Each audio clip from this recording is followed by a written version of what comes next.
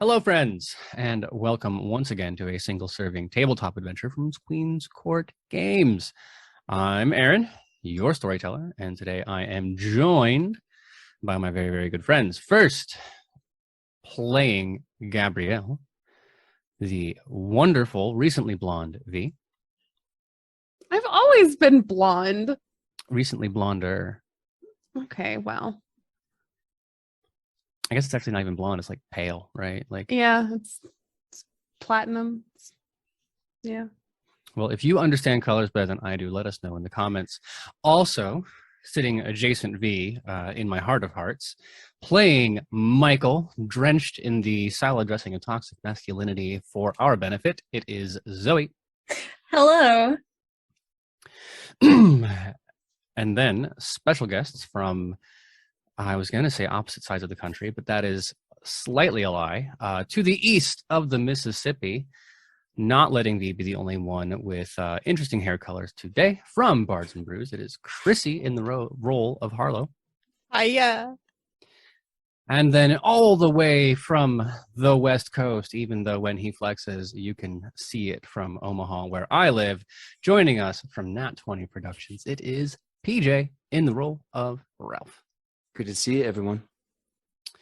As always, you can find their assorted social medias by putting !cast in the chat on Twitch or in the show notes if you're catching us on YouTube. I'm really proud of that. That's the first time I've given that line and gotten it right. I'm very proud of you for that. On this week's episode, we will be playing His Last Hope, a tale of lost friendship and broken childhoods, written by Magnus Sader. The good folks at Helmgast have been kind enough to sponsor this game. The good folks in the audience, that is you, and also you. I can see you lurking, but I know you're there. You don't have to say anything, but I know you're there. You should go check out the scenario and other cult books on helmgast.se/en/, because here's the thing. SE is in Sweden, and I don't want anyone to get there and be like, what is this weird Viking language? If you need that link again at any point, you can get it in the chat with !sponsor, or again, in the show notes if you're catching up after the fact. Now, before we get started, Kult Divinity Lost is an adult horror game, and tonight's episode contains themes that certain people may find uncomfortable or objectionable. Our cast has completed a pre-game safety check and have an extensive suite of safety tools at their disposal. You should also take care of yourself. Hit !safety, see what the content warnings are, and if it seems like something you're not going to be okay with, hey, that's fine. It's not for everyone. We'll miss you, but we want you to be safe. Now, with all of that said, this is normally the part where I say, let me tell you a story. But I have 4 incredibly talented improvisational roleplay actors here, so I'm going to do the laziest, most wonderful thing and ask them to do it. Do I have a volunteer, someone who can catch us up on last week's episode? I will volunteer you. I will elementary school. If no one raises their hand, I will roll a dice. I'm getting the dice out right now. See PJ. It's PJ. Ralph wants to. Oh, sorry. You know what happened? My mic boom was actually blocking just the part of the screen where he raises his hand. I am terribly sorry. Don't get mad at us because you can't see it. It's rude. Sorry. You know what? I reverted to some old masculinity habits where I can't. It's Michael's job. Yeah. It's okay. I have a borderline 50-inch chest and probably like a 70-inch, like the whole thing going on here. It's great that I'm not being seen for once. It's kind of nice. It's like, what? I'm so invisible. How is that possible? I'll take the compliment. Yeah, that's what the best thing about Queen's Court games is letting people step into roles they don't otherwise get to inhabit. It's true. Yeah. But you have volunteered, PJ, and we'll pass it to you. What happened last time on Kult Divinity Lost? All right, last time on Kult Divinity Lost, the 4 angels, as we like to call our gang, makes their way to a very old and creepy house, one that they knew very, very well. I believe that went by the name of the Crow's Nest. And as they go there, they are instantly transported back to their childhood when little young versions of them went there originally, I believe at the hest or chagrin of their friend Thomas. Conversely, as adults, they went there because Thomas, once again, has been summoning them to the Crow's Nest. But now he rejoined them as children in the event that bonded them to this house forever. An event wherein children became afraid of ghosts, bugs became the ectoplasm of nostalgia and creativity. Like, oh no, it was a ghost that I booted. It was a bug. And in that childhood shame, they had to lie to their friends that no, they didn't step on a bug. They killed a ghost with their boots. And with all this childhood bravado, it was a moment between Thomas and Ralph where we got to learn the deeper and darker life that Thomas lived at home, leading up to, as we all know, the eventual murder of their parents, their foster parents. In this case, trigger warning, it was abuse. And with that moment being shared and then kept a secret from everyone else, they continued to look through the house as children, finding shrunken heads and trophies and all these adventurous items from around the world, leading to much speculation, until finally in one room, Thomas was found burning pages of a Bible with a matchstick until the page would burn up into ash, I believe. It was at this point that Harlow confronted Thomas as children a bit more about what was happening and their feelings. And in a split second as they were leaving, in those seconds between seconds, Harlow saw themselves in a mirror and could have sworn they saw the Harlow that will be the one today, the older Harlow. Will have had been. Will have had been. Thank you for the grammar check. Yep. Grammar's hard. And I believe there was one more outstanding event, aside from a ghost truck that came and went, but I cannot recall the last major event off the top of my head, but it did teleport us back into the current time as adults, where we are now, I think, finally going to the Crow's Nest to confront Thomas and the horrible events that has occurred in our childhood up until now. Please remind me if I'm forgetting something. Well, it's not my job, as we've established. Anyone else have details they want to throw in? My truck got a little banged up by an old friend, an old face, someone I recognized. But Definitely a deer. I tried to play it off as an animal. I don't think it helped. Tried to convince the rest of us that it was an animal. Some of us know better. Some of us didn't see it. Some of us were arguing in the back seat. And I gotta say, I really appreciate that those of you who do know what it is avoided that Call of Cthulhu impulse to lose sanity and then tell everybody else the sanity-losing thing. That is really good etiquette on your part. To be fair, I told Ralph, but he didn't believe me, so kudos to him, really. And It doesn't make any logical sense, though. And I'll be honest, I kind of just assumed that it was the stress and anxiety and also maybe Harlow's drinking that was kind of getting her to like see things. So obviously it was just a big animal. obviously. I'm not crazy. No, just drunk a little bit. It's fine. Well, don't you worry, Harlow. She's calling you out now, but Gabrielle will get her comeuppance a little later. No spoilers. Well, great. Nothing makes me happier than having things to look forward to in a game. Well, all of that said, that is a super good summation. The event PJ referring to that kicked you all back into the modern era being when Thomas reached out to touch one of the shrunken head fetishes in the conservatory. And that was the moment that you felt a hot wind blow through the entire building, blasting windows open, blasting doors open. And no matter how tough you are trying to be on a scale from Ralph, who is incapable of tough, to Michael, who has extra tough laying around, even Michael was thwarted in that moment by the need to flee. And so we return our four compatriots to the present day, where you wait outside of the crow's nest as adults. To remind you, you've arrived in Michael's truck, and we'll begin with those of you standing on the porch when you touched the doorknob. That was what sent you off into it. There is another vehicle already here, a beat-up mid-90s Japanese import, if you have any desire to see what's inside of that. Otherwise, the house beckons, both metaphorically but also a bit literally, considering what you experienced in the past.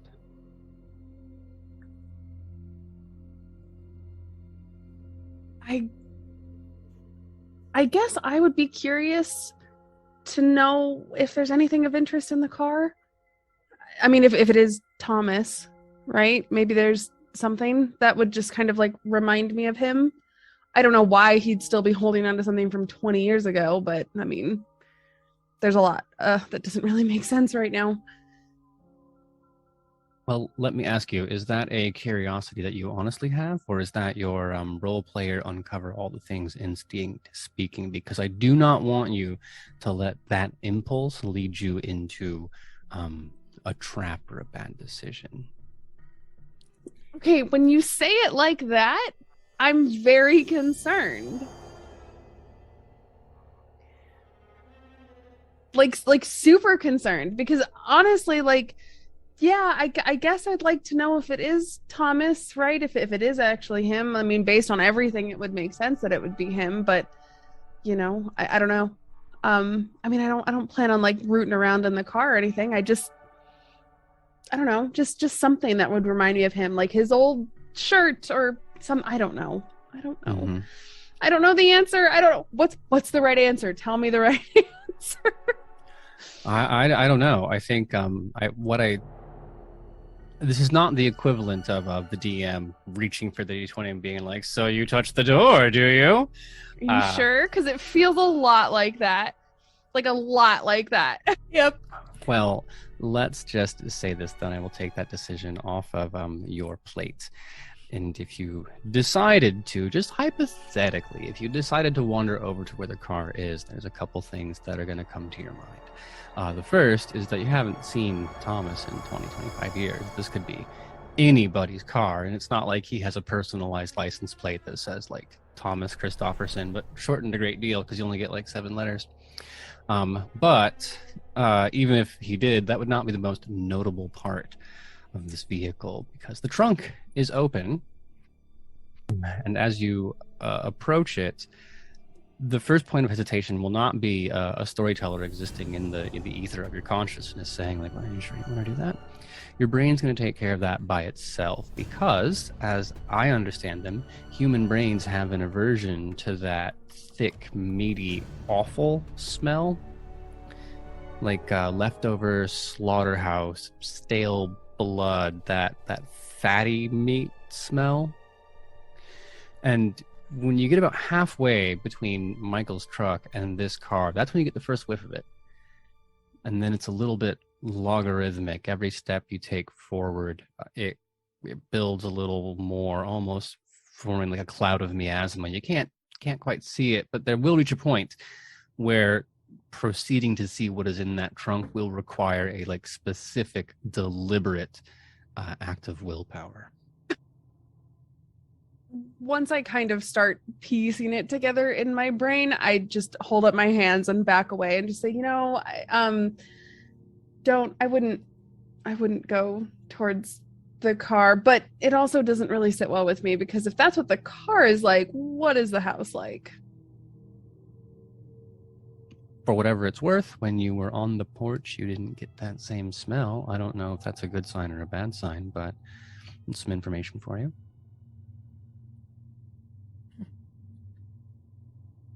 Well, great. And I mean, I suppose if you were inclined to like get up on your tiptoes and maybe squint at it, or if Michael had a flashlight in the truck, you might be able to, but I mean, that's up to you. I do have a flashlight. I've actually probably brought it with us because I don't know if this house still has power until actually we saw a light on, right? So it does still have power, but flashlight anyways. Better safe than sorry. Not to say that it is power or not, but yes, in the upper left-hand corner of the house, from your childhood memory, you now remember that being the master bedroom and the study attached. There was an amount of light coming from those windows. But by all means, I mean, there's no judgment. If I walked up to that car, me, the storyteller, I would also be like, no, I have all the information I need. Thanks. Gonna go to the house now. Yeah. No, if anybody tries to make a move towards the car, I'll just grab their arm and just be like, no, just leave it. Harlow's still feeling sick after the drive here, so for once I'm not gonna even debate disobeying Gabrielle's suggestion. There is wisdom and restraint. Honestly, between the four of you, there's only really one person I can imagine. Zoe's already nodding. Michael. First of all, it's a Japanese import, so my interest rate just dives immediately. And I've already cleaned blood scum, whatever that was, off of my window. So once you suggest not to go near the car, God, do I take that as a challenge? I think I do. I think that's a Michael thing to do. That makes sense by my read of it. Well, then let me ask you this question, Michael. If I asked you to pick a human scalp out of a lineup, could you do it?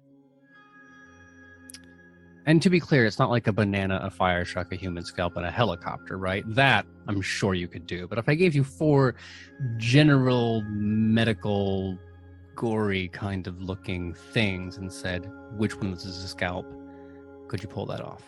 Unfortunately, I think I could. Well, then this is going to be really easy for you because the trunk is thick, stained with blood, and you can kind of see the human hairs that have been like left in the area. Like if someone grabbed me, for example, with my luscious locks by the hair, there'd be a bit of a chunk of that. But the crowning feature, crowning being a hair joke, if you didn't get that, is the collection of scalps inside. Some are newer than others, judging by the color of the dried blood, but you need to be a pathologist or some kind of forensic investigator to really put some time down on that. But on a scale from rotten to fresh, you kind of get the whole gamut over the 6 or 7 that are in there.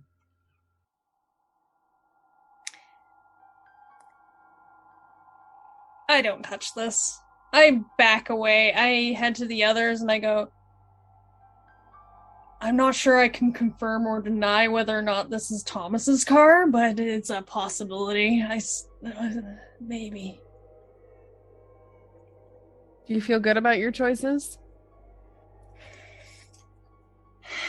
Not really, but I want to suggest we proceed with some degree of caution. I was just going to run in here yelling, but now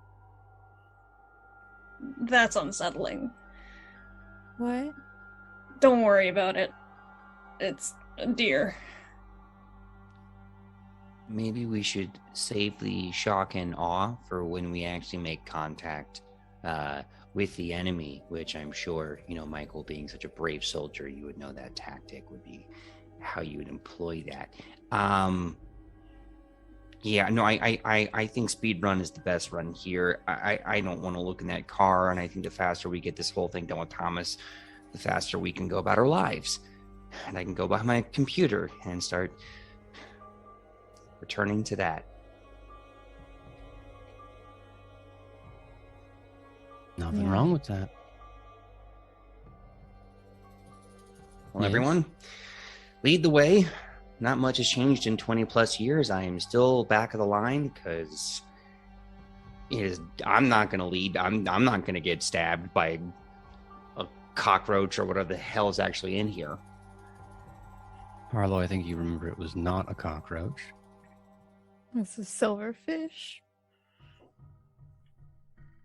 But that's why I'm going first, because I still wear the combat boots and I am the rogue. And no, it didn't go well for me one time, but, being back in this group, old habits die hard, And what are the odds it could go wrong again? I mean, come on.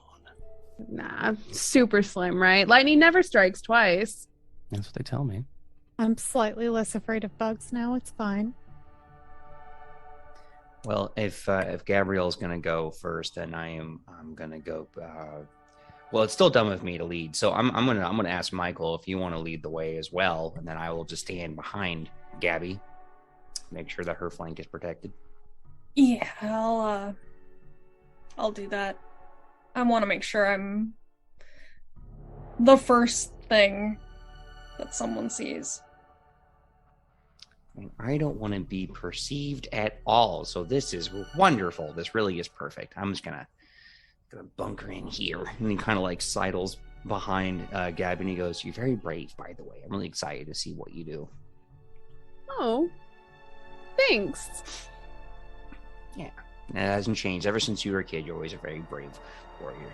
So let's go. Well, those of you expecting some kind of monster or ghost or silverfish to leap out at you as you open the door will likely be disappointed. The feeling that comes out as you open the front door and spill into the entryway is not fear or terror or alarm, but a sinking pit in your stomach feeling of familiarity. The actual trip you made to this place, that was 20 years ago, but the freshness of the flashback in your mind, that felt real enough to give you a very vivid remembrance of what this house looked like and felt like inside. If it weren't for that, you might not notice that the levels of dust on various pieces of furniture feel the same, or that the location of various furniture or the degree to which those flowers on the center table had wilted remains the same. You would not perhaps remember where the Polaroid camera had hit the ground after being knocked out of your hands, and that would have made it impossible for you to know that it sits in the exact same place. And that despite all the time that's passed, you have a good sense that picture, that Polaroid picture sitting on the ground, it's face down, but what do you suppose it's going to look like if you turned it over? It should be the picture of Harlow that I took, right? And indeed it is, which, of course, you could expect that. You left the house running. There was no reason to pick it up. That much we can explain. The question that I would put to your logical brain, though, is why does it look like it was taken only a few hours ago? And why, after 20 years, have the corners not curled up? Has the actual film not bubbled? It's a forest like this. It's raining right now. At least the humidity would have caused the problem. And yet, there's no yellowing. There's no signs of decay, no insect that's chewed at it. That is a freshly printed Polaroid picture. But it's 12 12-year-old me, right? Okay. Not sure that makes it any better. No, not really. Just establishing. That's a good picture. When'd you take that?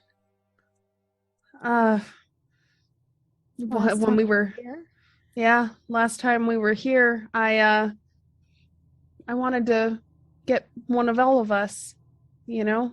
You guys had gone outside, trying to find that ghost car. But as soon as I tried to take a picture of Thomas, he came over and smashed the camera. Shouldn't that have like faded or something by now? I'm not a photographer. I mean I would assume, but I don't know exactly. Gabby, are you being kind in this moment, trying to protect Harlow from the truth, or do you honestly not believe? I've always tried to protect Harlow from bugs or herself or whatever. So no, I'm it's freaking me out, but here's the thing, when you're the leader, right? When you're leading your friends into danger, you can't show weakness. You can't show that you're worried or that you're concerned, because you have to be strong, because they'll you know, your friends will pull on your strength for their own. So if I get freaked out right now, or if I show concern, I worry about Harlow. She's already kind of had a rough night. Okay. Well, I have my pen right here, so I'm just going to write down real quick. It's okay to lie to your friends to protect them. Did I get that right? Mm-hmm. We haven't seen each other in a very long time, so it's Oh, I think you're right. yeah. You might not even be friends anymore, so it's just, I'll clear about the friends part. It's okay to lie to protect people. Is that? Yeah, that's fine. I got it. Thank you. Welcome to the club. Lie to protect people. Do I get the membership card like now? I got to print it out by myself? Whenever you like. Cool. I'll let you Make know. sure you carry it in your wallet at all times. So if you don't lie to protect your friends, is that because you respect them or because you're an asshole? Where does that lie? Because you're an asshole, obviously. If you say things that you know are going to hurt your friends in a way that is hurtful, just makes you an asshole. True, but if you say it in a way that's not meant to hurt them, but it's still a truth, it might be kind of rough. Are you saying that because you trust them to have the strength to handle that critique and grow, instead of lying to them to make them feel better? Asshole? True respect? Where's that? Where are we on that spectrum? Is this Ralph or PJ asking? Because the answer that I give depends wildly on who's asking this question. You know what? Let's brainstorm this. What would you say to little old PJ? Little old does push-ups and likes hugs. What would you say to him? PJ, it's always good to be honest with your friends, even though it can be hard sometimes. Okay. Now, what would you say to Ralph, who definitely like hacks and gets accounts banned when they kick his ass in like, you know, shoot of duty? Like, what would you say to him? Ralph, don't be an asshole. But okay, but see, first of all, they're clearly cheating. I definitely like checked their IP and did some code searching. They're absolutely hacking, and hacking cannot be allowed when I'm playing video games. Otherwise, it's fine. Hacking against you, right? Because like when you do it, it's fine though. Yeah, because I'm like a white hat hacker. Like I'm here to make the world better. Clearly, Sure. Come on. Of course. This is really just a masterclass in consequential ethics. The action by itself does not determine whether it's good or bad. It's the outcome that determines whether it's good or bad. And if you can go Google that later. It's a pretty good way to look at the world. But consequential ethics means let's look at the outcome. And sitting over in that corner is Harlow, who has just been lied to, whether or not she knows it, whether or not she believes it. So I will ask you, do you feel protected as Gabby, maybe convincingly, maybe not convincingly, attempts to persuade you that, nope, it's totally normal for Polaroids to look like this after 20 years. Yep, that is a definite real thing. In fairness, I specifically said that I don't know enough about photography to say one way or another. I think at this point I have been gaslighted 2 or 3 times today, and Harlow already questions her sanity on a daily basis. That's part of the reason I drink so much. So I'm not going to say anything right now. I think Gabrielle is the last person that I want to pick a fight with or argue with.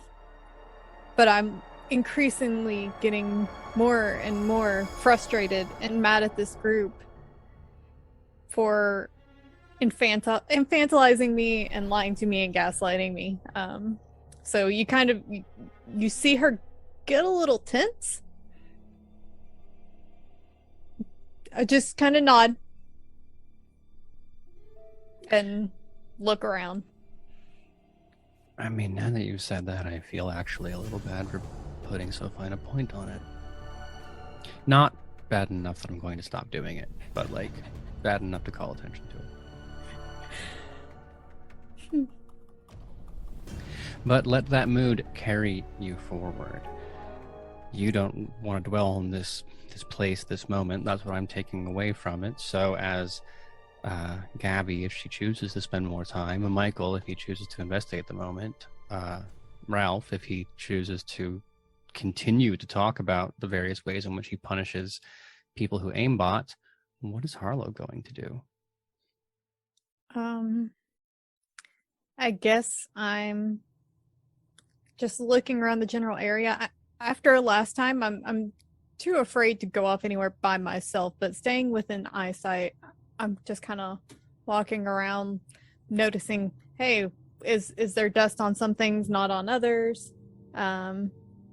Is there anything different about the place from the last time we were here? Just in our general current view. Do I see any shoes by the door? Anything like that? Yeah, there's a pair of Wellingtons there. Those the same ones that were there before? Well, I mean, who's to say? Did you get a really good look at them last time? And that question's going to apply to so many things. That is what will haunt you, because as we traverse the world in our day-to-day lives, there are all kinds of things we see but do not commit to memory, and details that we skim over as we digest the world around us. So can you say with certainty those are the same shoes? It's been 20 years. That wouldn't have been traumatizing, so no, it probably would not have stuck with her. There you go. But it puts you in this space between. And the more you think about it, I don't know, are those the same shoes? And then you set your brain loose on it, and now you're ruminating, and now maybe you convince yourself that they are. Maybe you convince yourself that they're not. But in either case, that's not a decision you arrived at via logic, by truth. That's just what you've managed to tell yourself to psychologically keep hold in this moment. There's no really such thing as an objective reality in this case. It's what you're creating for yourself as you navigate maybe the past, or was it the future then? You know what? It's best not to think about that.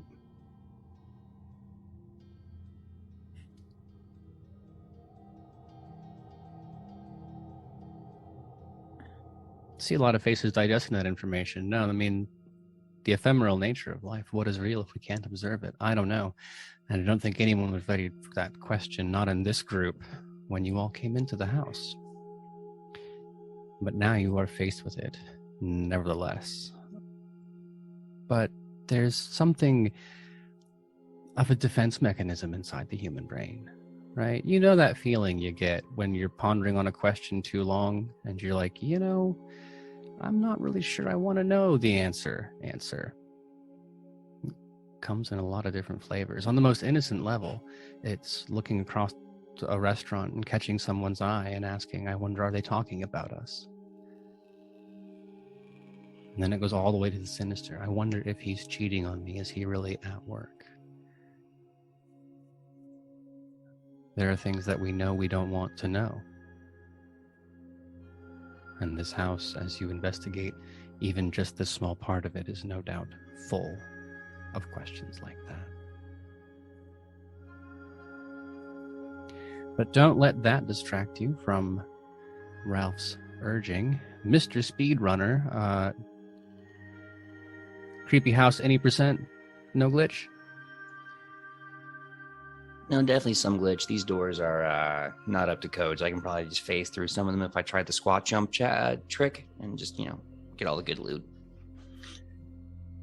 I don't know about the loot table in this place, but you are right about being able to abuse your way through the doors, as is the case, or was the case. It remains unclear.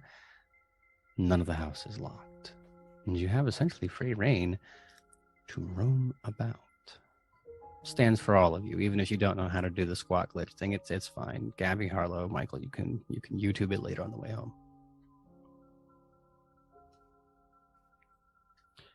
But in that case, I leave this residence open to you. Where does your curiosity, regardless of how healthy or how unhealthy, regardless of how ill-advised it may be, where does it lead you? You know, when something happens and you're not quite sure if you've just like really misunderstood a scenario, but you want to like go back and revisit it so you can kind of like put things together in a more logical way? Yeah, I've been dating. Aaron. That's not a joke. This is a real horror story. But please continue.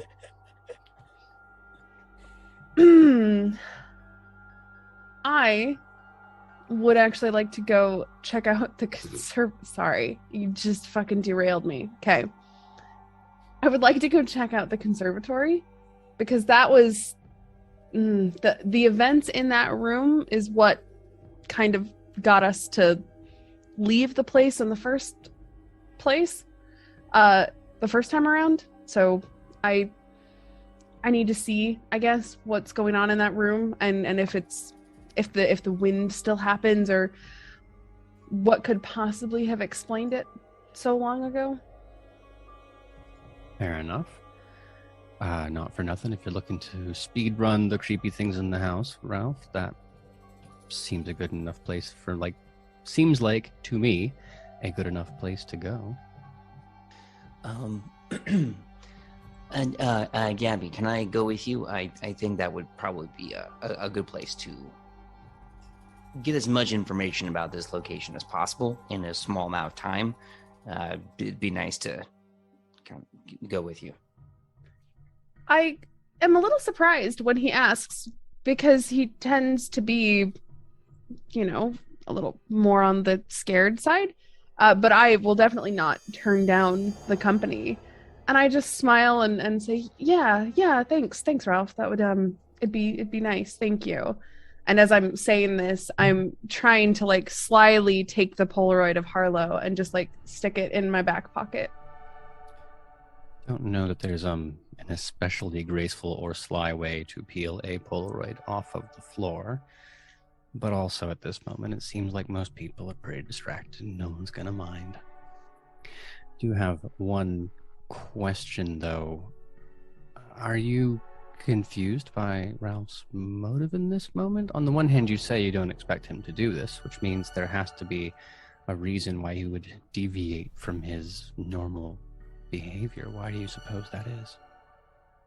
I mean, he's always been one to try and piece everything together, and it's clear from the last 20 years or so, and even just the last few hours, that he's become this guy who seeks information and wants to find things out.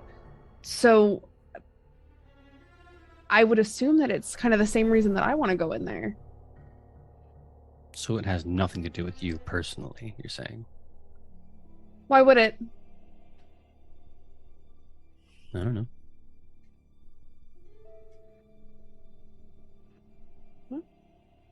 It's a question for Ralph, but I'm not going to let him answer it right now. That's called tension building. Michael, Harlow, you of course do have the option to follow Ralph and Gabby to the other part of the house, but I don't think Harlow is in any special kind of hurry to return to that particular room. And Michael, I cannot imagine you would be willing to leave her unattended. Is that correct? You're absolutely right. Harlow's pretty shaken up right now. I guess I follow her wherever she seems to go. I'm also a little worried about the light being on upstairs and what I found in the trunk, so in particular, if we go there, I'm definitely accompanying her.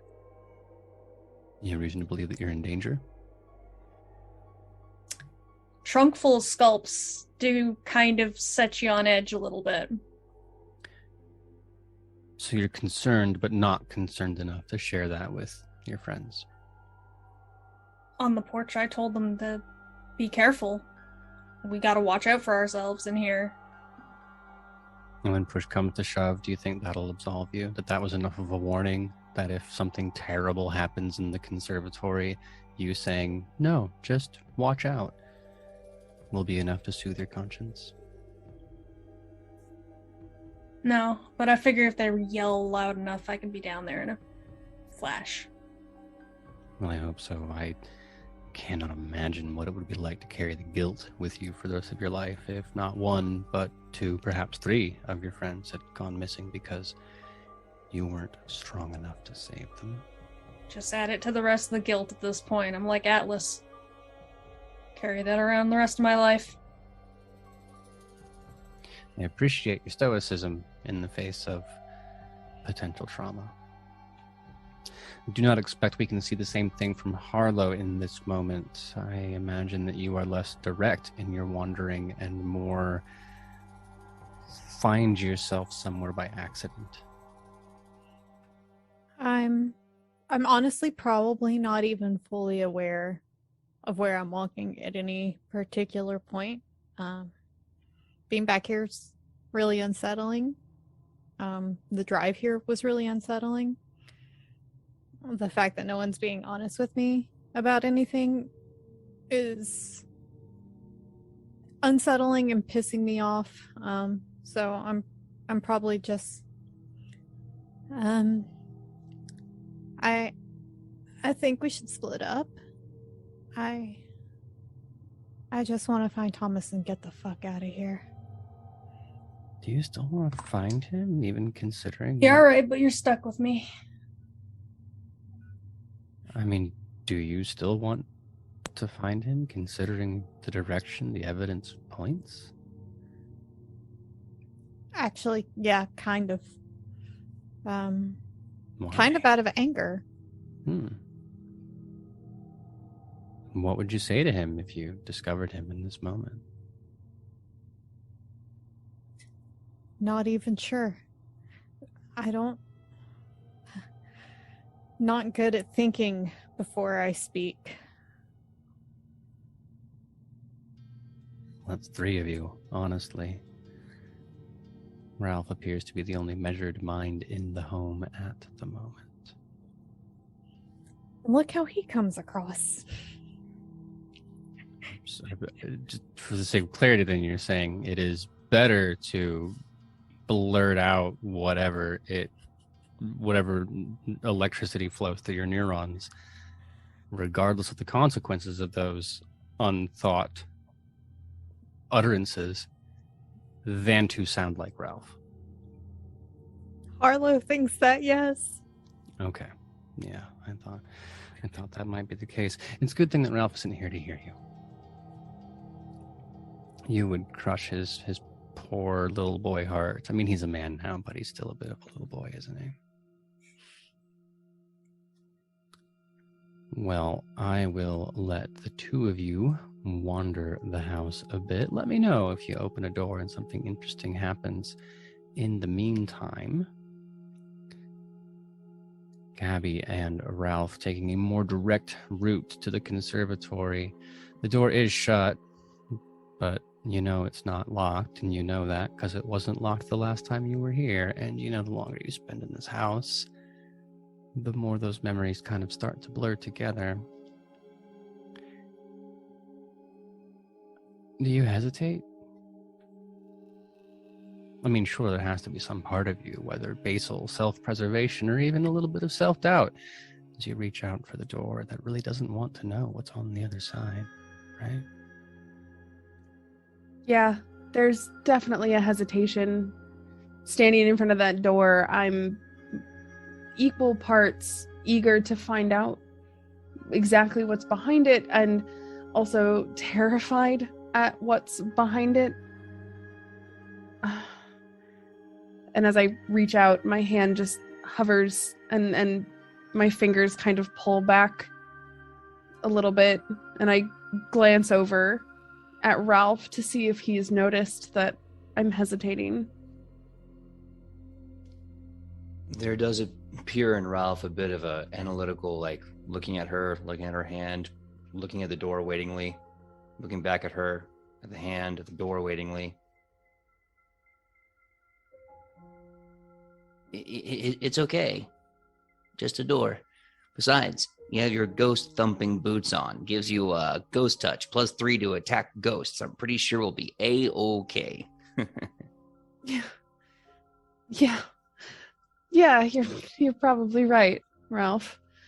And I just it feels nice to have that kind of lighthearted mood. I wouldn't get that with Michael. I wouldn't get that with Harlow, and this is why Ralph and I have been best friends for so long. I appreciate that. There is always something nice about having someone in the room who's able to lift the tension, but so help me God, if we get into one of these rooms and Ralph yells at me, I have dark vision, I am coming through the screen at you. I'm just going to say that straight out. I'm definitely one of those 3.5 purists. I would never scream I have dark vision. That's not a thing. Sure. Well, my own personal level of tension has just plummeted, so thank you for giving me that space to breathe. I'm sorry, didn't mean to interrupt you were saying? Feeling the little bit of tension and the support from Ralph, I reach out and I grab the doorknob and turn the door and open it. Mm-hmm. Why don't we do this? Why don't, first of all, the two of you roll to keep it together, and then while you wait in agony to figure out what's there, Harlow, Michael, where did you end up?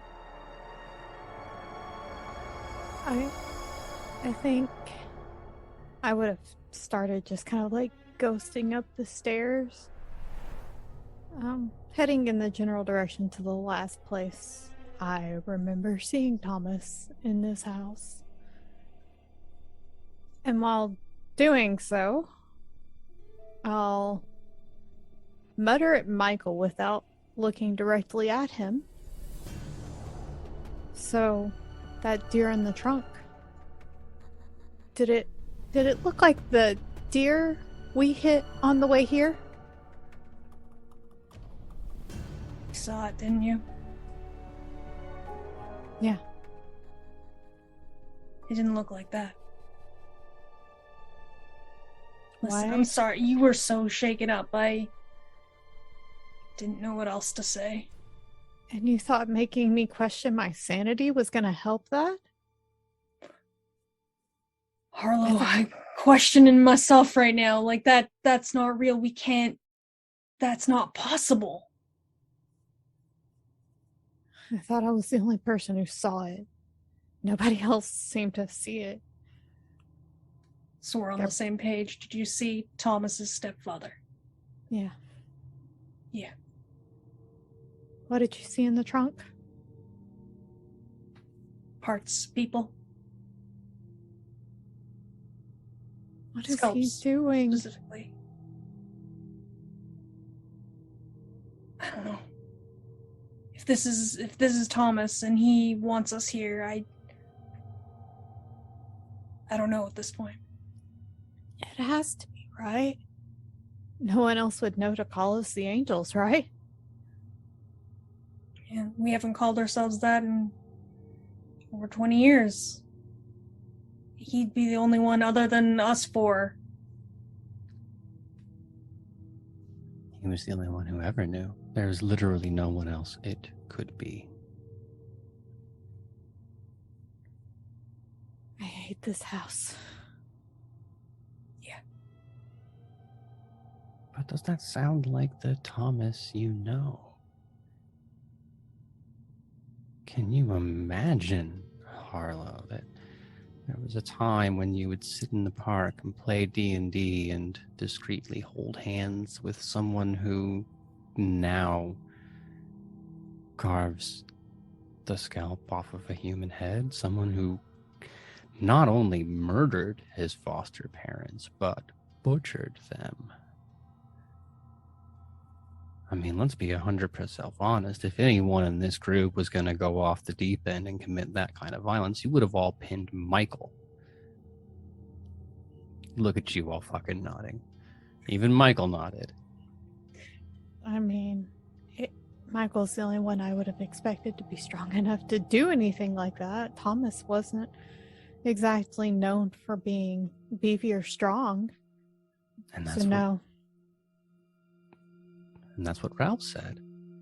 He tried to comfort you with that, saying it can't possibly be Thomas. Thomas couldn't get these bodies up where they are.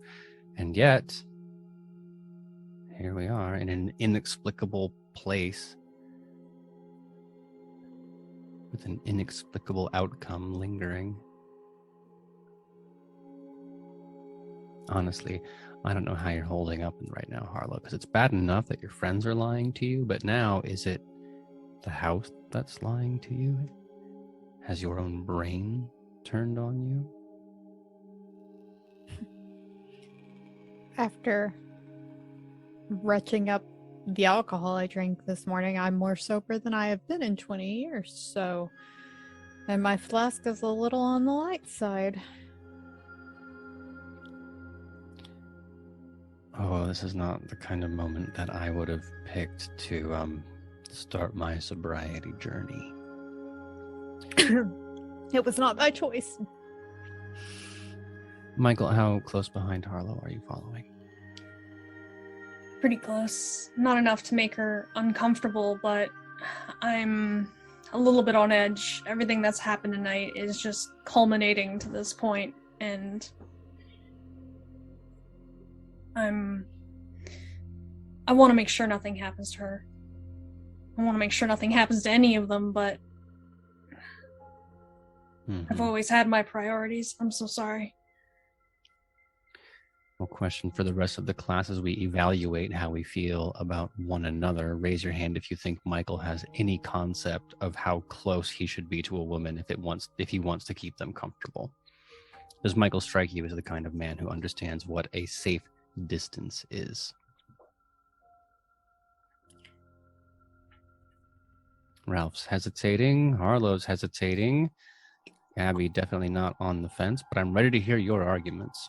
Honestly, kind of. I feel like whenever you were that size, if you have any empathy whatsoever, and Michael seems to, you learn pretty young how to use that size both to your advantage and disadvantage. Like you learn when you're making people uncomfortable. Now, whether or not you actually abide by that is a whole different story, but if it's someone that you actually want to keep comfortable, then yeah, you're gonna have a general idea. Hey, I'm big, I might be a little too close.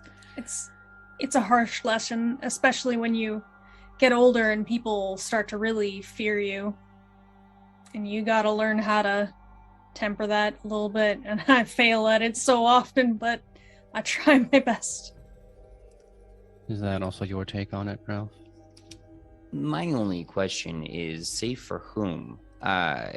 If Michael believes that he thinks he's keeping someone safe, that may not be reciprocated mentally in the person they're trying to protect. Maybe he feels his close proximity will be a shield, a barrier, but perhaps the other person will feel like there is a big sweaty gorilla adding more tension to their physical space. Or maybe they feel reassured by their presence. That is the problem of the conversation, is that you don't know unless they communicate sometimes, because maybe they feel protected and safe. Maybe they feel like their world just got a little more cramped. So that's why I'm very hesitant, because I think really this ultimately depends on Harlow, if they feel safe with Michael's close proximity. I think 12-year-old Harlow would not have, and maybe current Harlow, 32-year-old Harlow, also would not have, except for the fact I am so distracted and upset about being in this house again. I don't even notice their proximity to me. I am too busy focusing on what is ahead and to the side of me, trying to make sure that Thomas, who the person I considered one of my best friends in the world, I no longer feel safe approaching at this point, doesn't sneak up on me. And that's a really awful feeling. Well, I can't take that away from you, but the best I can do right now is maybe a small distraction. I'm not sure whether I like that or not, but yes, go ahead. Well, you said you wanted to go to the last place you saw Thomas, which would have been the upstairs library where he was burning his way through the Bible page by page. The air still smells like sulfur and matches. And there's maybe the slightest amount of heat coming off of the fireplace. It's hard to say for sure. Maybe it's just the adrenaline in your body raising your core temperature, those basic little survival bits. But that is not what will draw your attention ultimately, because how could you make it through this room and not have your eyes drawn to the mirror? And Michael, no matter how close or how far away you're following behind, Harlow's not going to be looking away anytime soon, staring into the filthy glass and seeing not a reflection of the adult with a flask and new hair, but a child, only 11 or 12 years old, and looking quite confused through the silvered surface into something not quite right beyond.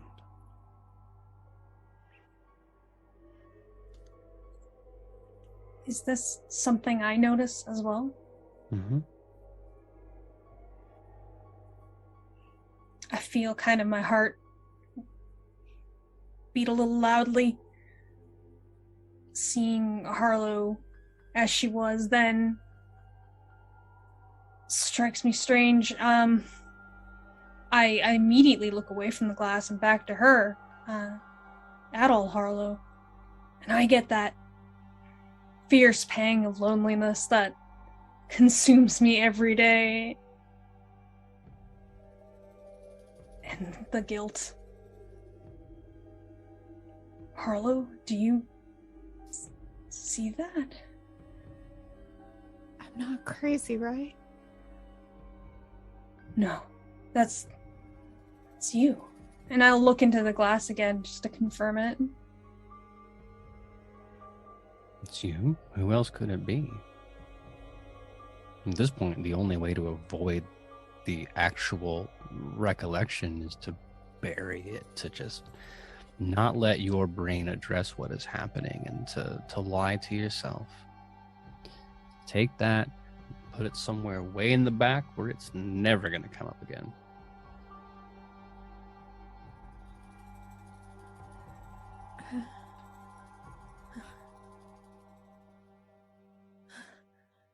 I chug down what's left of my flask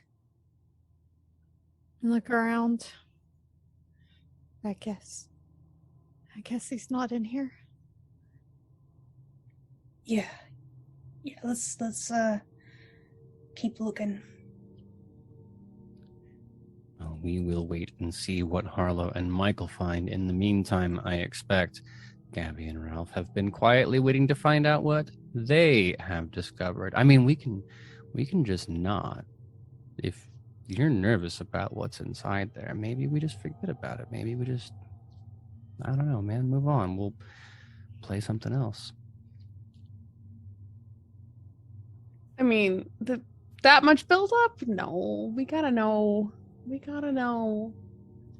Okay. Well, let it never be said that I didn't try to warn you or give you a way out. As I look, it appears the rolls were a 13 from Gabby and an 8 from Ralph, which means Ralph has failed entirely and Gabrielle has almost got away with it, but just a little teeny bit of a problem. So I am going to flip the script here a little bit. I'm going to say that because you were only one off, you're going to make it out of this actually pretty unscathed, and I'm going to take that small point of failure and I'm going to put it on Ralph instead. Because the keeping it together in this moment would have been to just generally digest the scene and avoid the kind of details, to skim the place over and let that one part of your brain that's trying to protect you not count the number of heads on the shelf. And neither of you passed, so neither of you managed to do that, which means you both recognize that there are more shrunken heads than there were the last time you were here.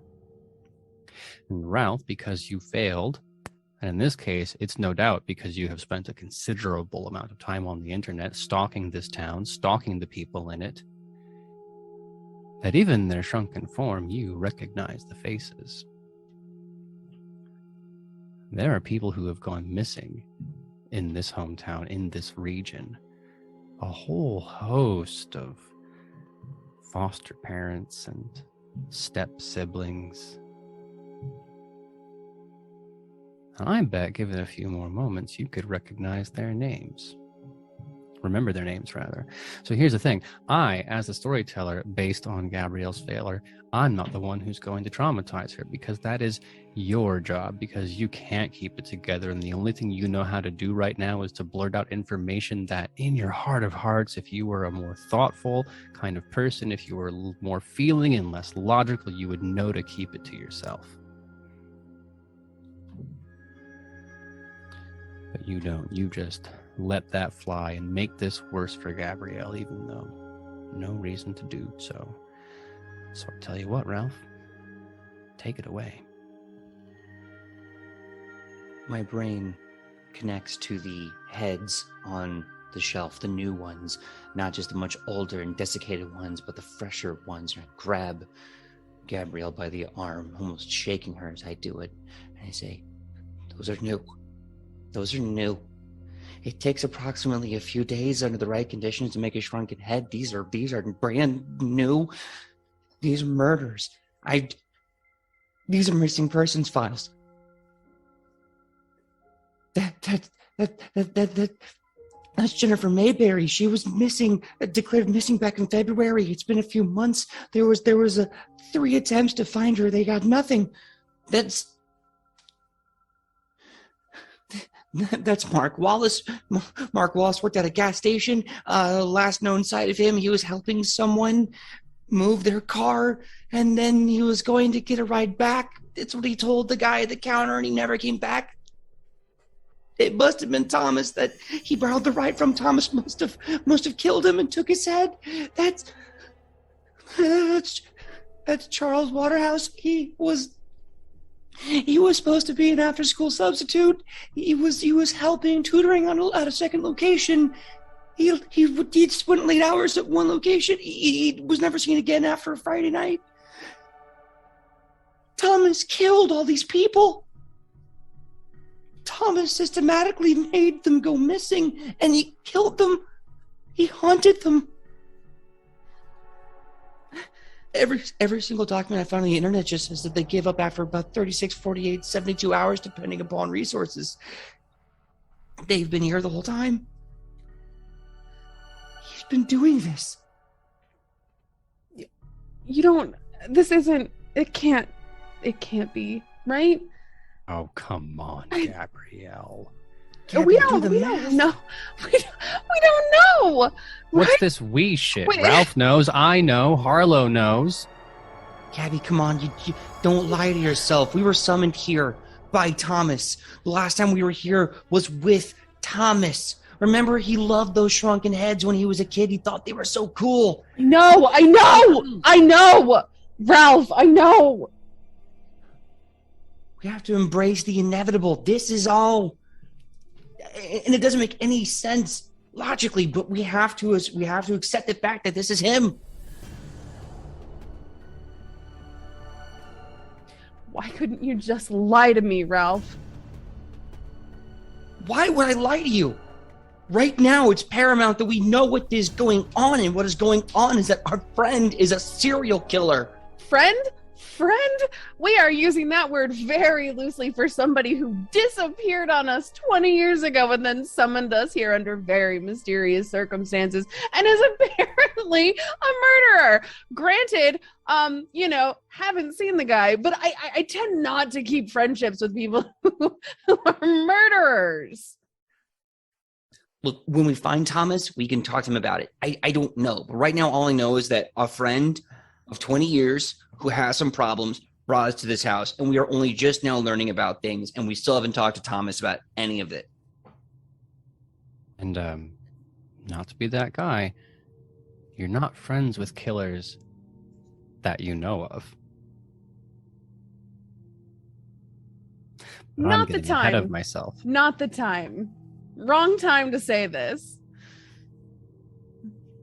Well, I think, given the conversation you just had, it's not unreasonable for me, and you will both agree that that's 2 stability from Ralph and 1 from Gabrielle, because it is not a natural thing to leap to conclusions about people who may or may not have killed other people.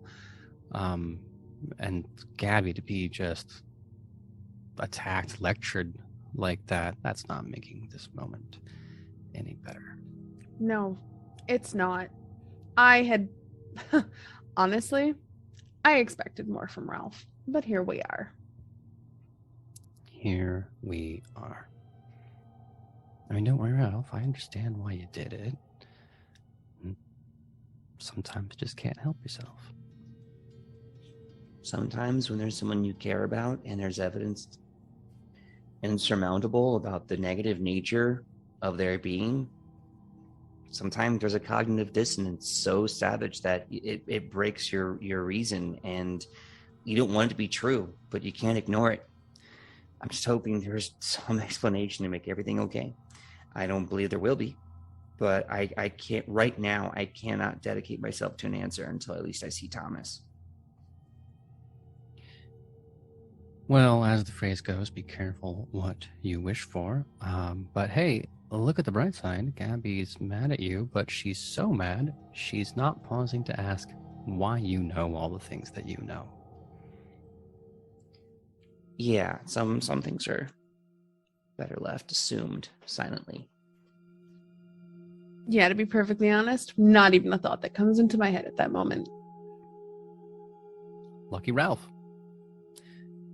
And lucky Michael in this moment that Harlow is containing herself in a certain way, that the fragile stability she's managed to create in her mind has not been shattered by this most recent revelation.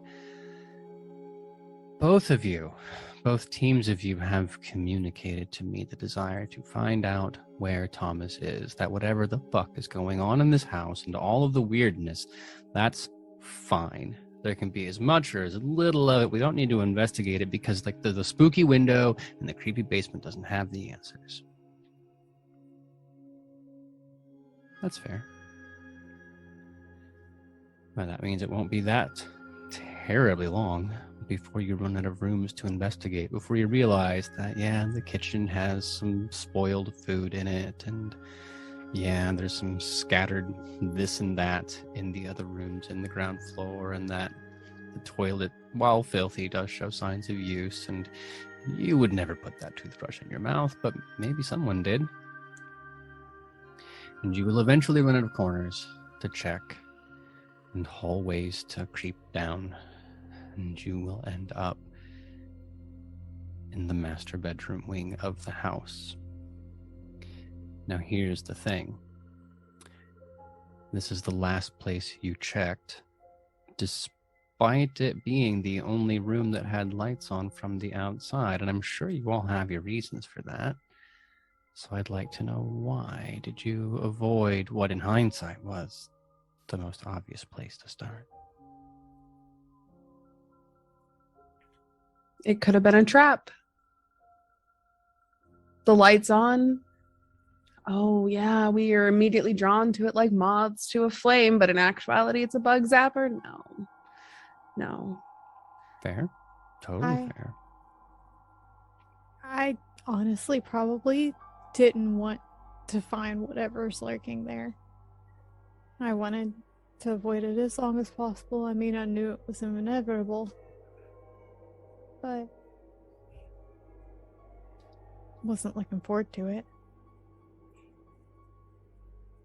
My thoughts went back to the basement and Gabby leading us up those stairs with all those people tacked to the walls and in pieces.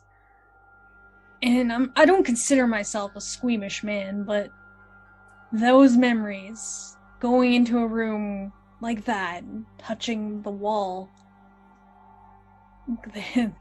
ever on the forefront of my mind. And I just wasn't ready for this room with the only light on in it.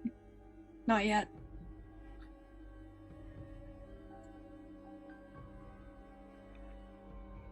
Avoidance, whether conscious or otherwise. Which is weird, because as we've been going through, you've communicated to me nothing but a desire to get to the bottom of this, and yet.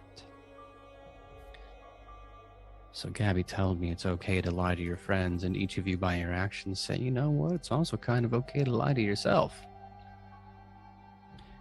But eventually you run out of rooms.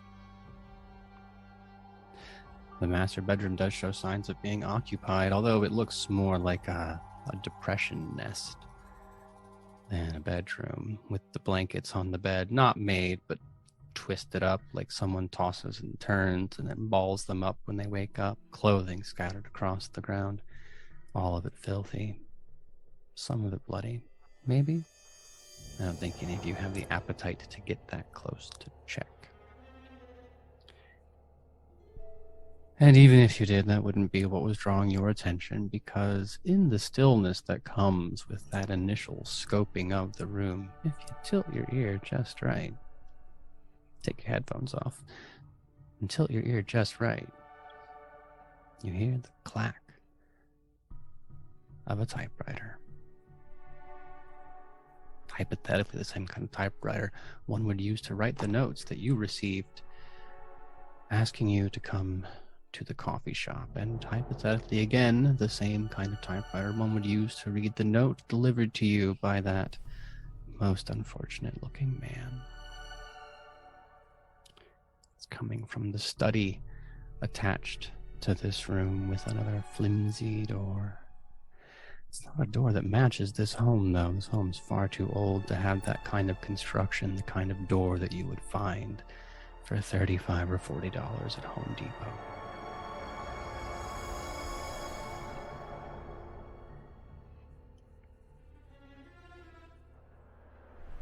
You all hear that, right? Yeah. Yeah, I do.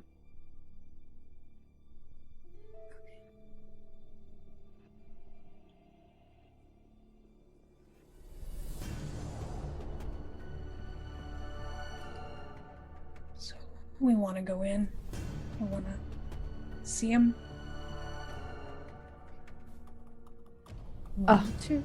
No.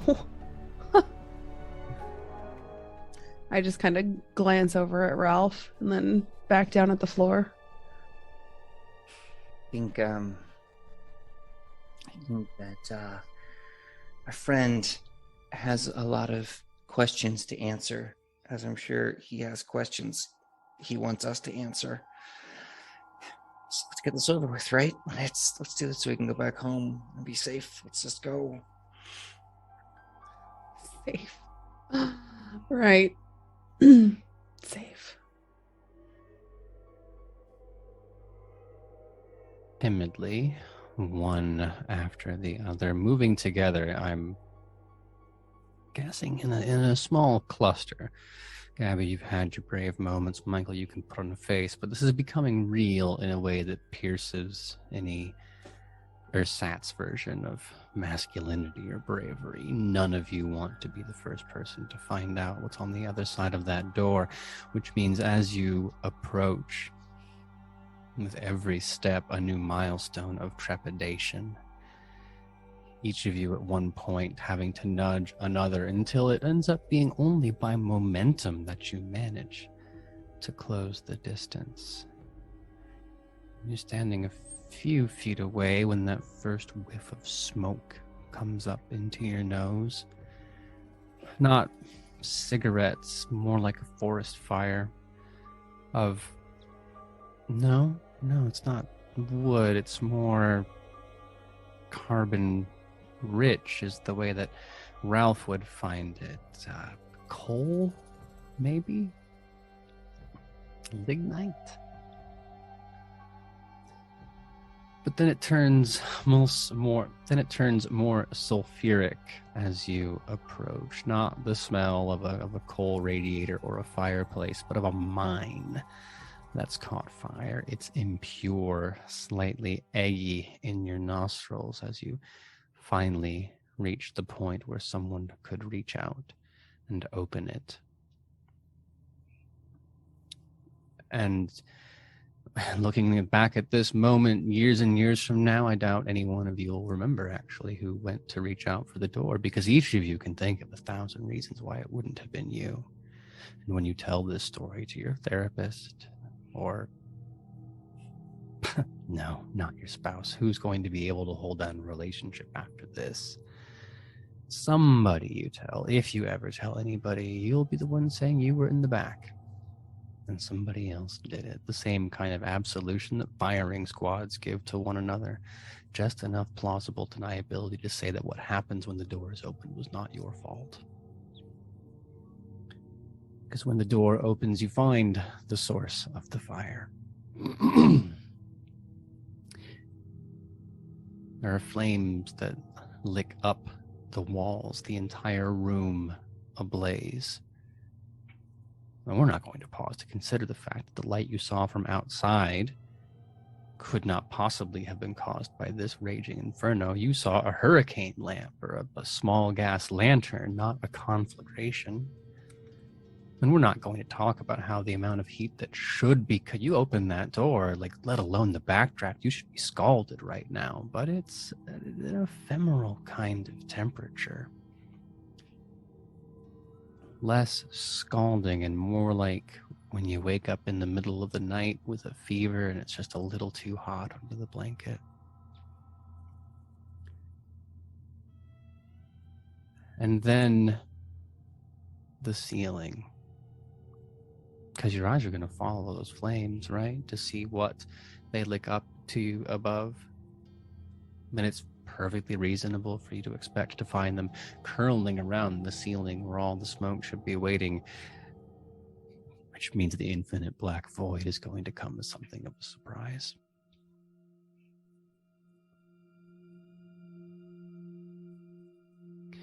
Because if you hadn't figured it out by now, whatever this place is, it's not earthly or real in a way that you understand. And that ephemeral feeling, that sense of liminality of being stuck between two places feels, the gravity of that hits you in this moment. And without understanding why you understand,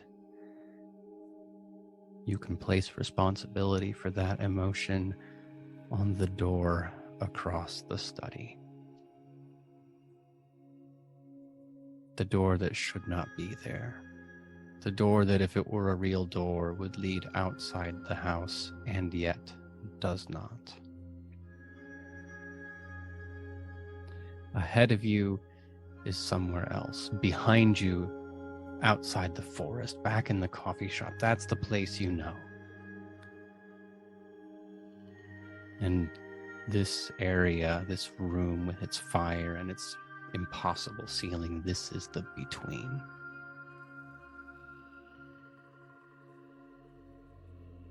So Thomas was in this house. You search the place up and down, and you know in your bones that he's here. Which means if you want to find him, there's really only one more door to open.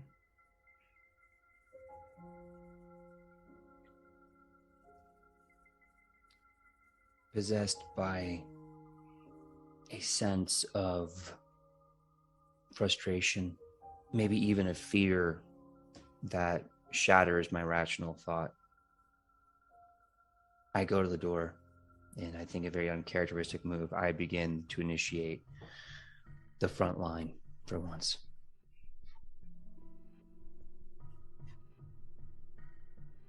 Well, it would be the most horrible thing in the world for me to not tell you what is on the other side of the door, and I would be a legitimately bad person if I left that hanging for a little while yet, which is why I think now is the exact right nice moment for us to take a short break, recollect our liquids, use the bathroom, and return.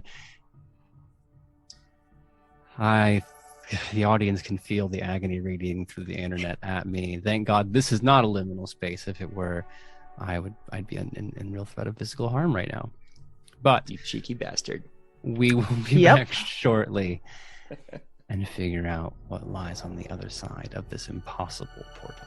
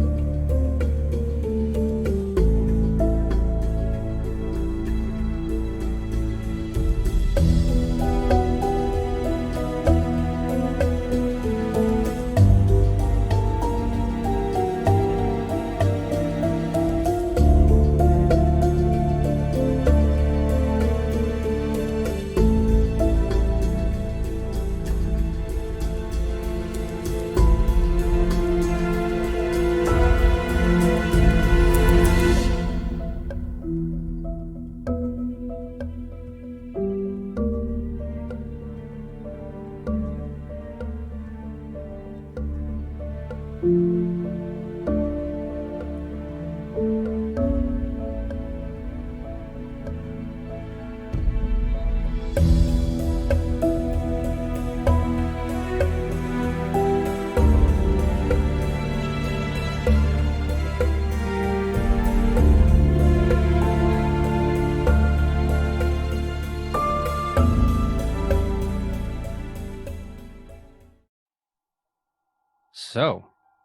the door opens, and I would like to say it matters which of you went through first, or who opened it, or what you said as you entered. But the facts being what they are, you have more pressing concerns, because each of you will have the experience. You'll get to commit to memory what it's like to have the door swing open and be staring down a long, infinite corridor, painted white on all four sides, but smeared with ichor, with gore. From the distance, from every distance, in front of you, behind you, above, below, perhaps even from the inside corners of your own mind, you hear moaning and sobs and tormented cries. The walls stretch hundreds of meters up into the air, a gigantic U trough, which you are stuck in. And if you squint, you might catch the outline of a large scavenger bird circling ahead of you.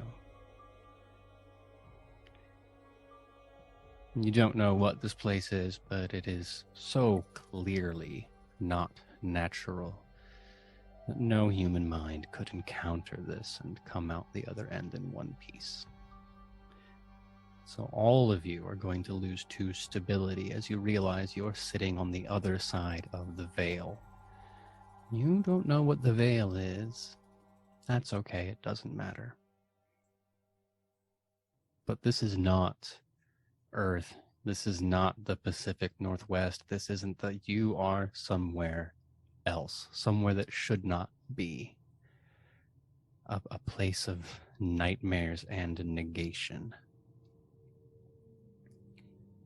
And as if that weren't bad enough, each of you is here alone.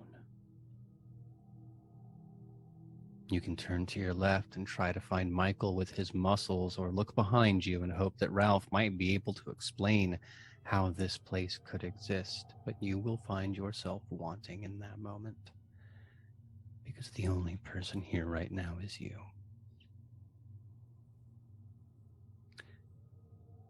So why don't the 4 of you do me a favor, roll 1d100, and we'll see who we start with as we navigate the labyrinth. 56. 96. 97. 87. If I recall correctly, last time we did this, there was another pair of like 90s separated by 1, right? Yep. Maybe it's not just you that are stuck in the labyrinth where things don't make sense. I might actually be existing in another dimension that defies probability and logic. You might be. It was the same too, right? No, it was me and Michael.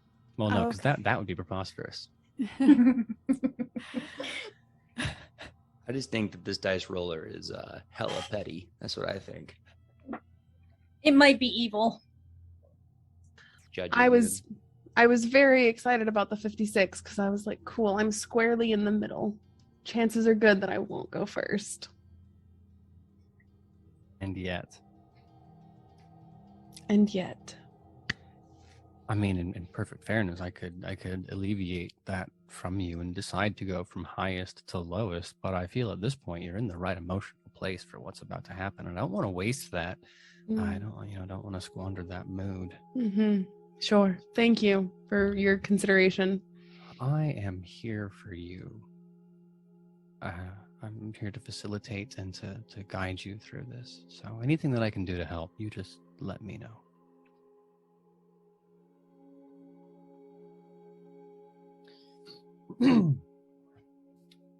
You are here. That is the best I can say, Gabrielle. Wherever here is. And I mean, back there is actually not even back there. You have a perfectly straight infinite corridor in 2 directions, and it doesn't really matter which direction that you go, both in the literal sense of if you have no reference. I mean, forward is as good as backward is in terms of decision making. But also, it doesn't matter which way you go in a place where time and direction don't so much matter. So it really just comes down to how you feel about it. Emotionally, does it feel better to progress forward for a given frame of reference, or to retreat backwards into something else? Retreating backwards has not really done much for me these last 20 years.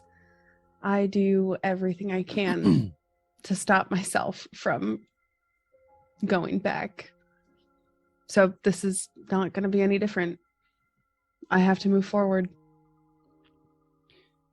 And so you do, as the corridor stretches on and on and on, and you walk for, I mean, maybe it's a few minutes, maybe it's a few hours. The human brain is only good at estimating time up to about 5 to 7 seconds. Some people can do 10. That's why when you push the button on the street crossing indicator, you have no concept. You start to get impatient, you jam it again. Same way waiting for an elevator. Anything beyond that small amount of time, you are not programmed biologically to really keep a handle on. You would think at a certain distance you would start to experience fatigue in your muscles, or start to get thirsty, hungry, even if you didn't manage to snack before going to the cafe.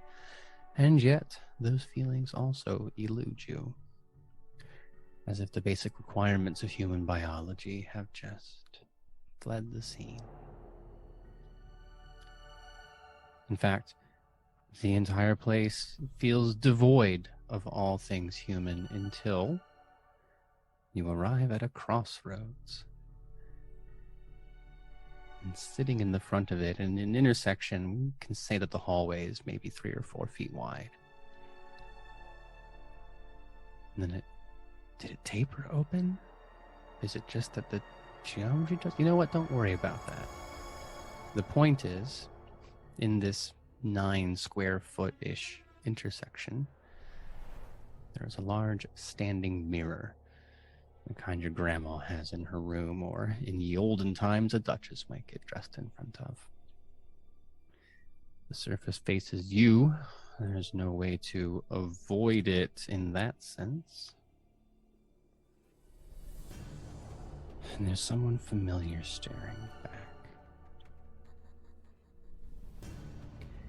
Everyone's been keeping secrets, Gabrielle. We've been picking at Ralph over it, and don't worry, his time is coming, but there are things that you haven't told me. There are things you haven't told your friends. There are things you haven't told the audience. So I'm going to give you the opportunity to come clean, with the understanding that if you don't, I will. Who's Jared?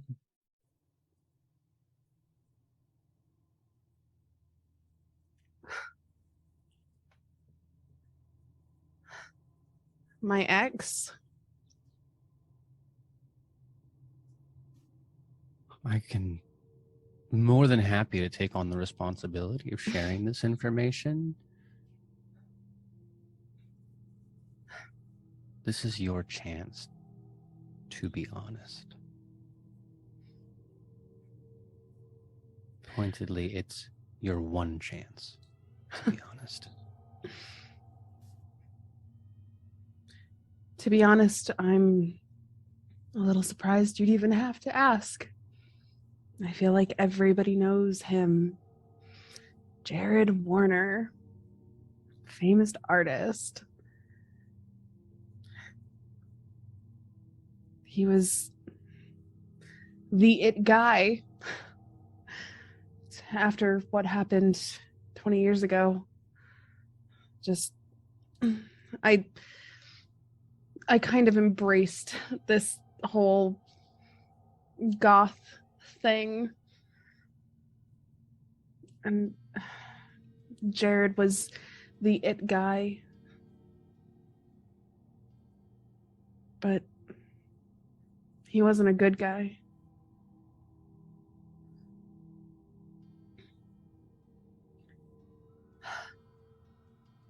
Why do you say that? Is it the way that he controlled the things that you could wear? The fact that he told you your music wasn't good enough? The way he made you give up the band? The way he used you as threesome bait at the clubs? The way he forced you to get his name tattooed on your arm? Is that what you're talking about? Yeah. That's part of it. You said you were done with him. Eventually I was. It doesn't make any sense, because if you're so over him, why is he here? Why can you see him in the mirror as he walks up behind you and puts his hands on your hips and whispers into your ear that way that he always would? Hey, babe. How's my muse? Why don't you come back to bed and we'll make a little music, huh?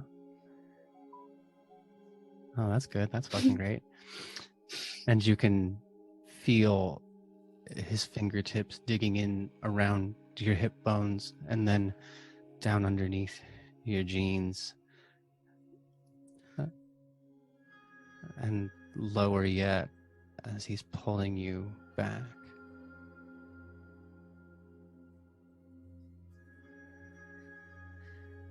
Come on, sweetie. Just you and me like old times. Yeah. You can feel on your arm you had that removed. It cost you thousands of dollars, and now the pain, that burning, you remember how bad it hurt to have it stitched into your skin, but then also ripped out. And now I wouldn't look if I were you. Because between you and me, I don't think you're prepared for that. He has this power over me. Just every time I think about him, every time I hear him say my name or get close, or I feel his stubble against my cheek, he just has to say my name, and I just melt. And I wish it didn't. I want to be over him. I told myself that I was over him. I told all of my friends that I was over him. Well, this is a little awkward. I don't want to put too much thought into it. You shouldn't either, because, again, this is an arrangement that should not make sense. Each of you individually, who are not Gabrielle, have arrived at this crossroads, and you can see her. And you can see her body bending as if it were being handled by somebody. And all those things she just said to me are actually coming out of her mouth and into the air around you. But here's the tricky part, and I want to make sure that we all wrap our heads around this. She cannot see or recognize any of you. And aside from Gabrielle, you cannot see or recognize one another.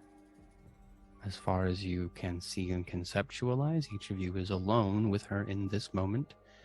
And also, she is very much alone in this moment. She cannot interact with you. It's like seeing, if you imagine in a movie, you see someone ensorcelled, and now it's right in front of you, which is a little weird, but we'll set that aside for now.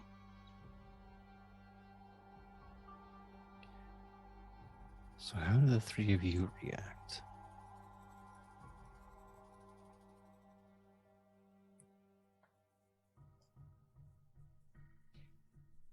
A pang of jealousy starts to creep its way into Ralph's chest. Because I know who she's talking to. I know all about that. And while it hurts, at the same time, it kind of reaffirms something that I think Ralph has always kind of thought, that he's always just going to be this kind of gross internet troll that is always going to kind of be alone. And so he sees that and he just kind of sighs heavily and then just kind of goes, I wish I was there to stop you from dating that guy, but even if I was talking to you and telling you not to, I couldn't stop you, Gabby. You're always so strong. I'm sorry you have to live this. Whatever the hell you're going through right now, I'm sorry. Michael, Harlow? I think I would have tried to approach, tried to call out, not What do you fully. say? Gabrielle? Gabby. At this point, I'm once again questioning my mental stability. Everything about this nothing feels right. Nothing looks right. I don't understand what's happening. And I am panicked because I can't help someone that I care about so much that's clearly in some sort of distress right in front of me. Is it just her name? A helpless utterance?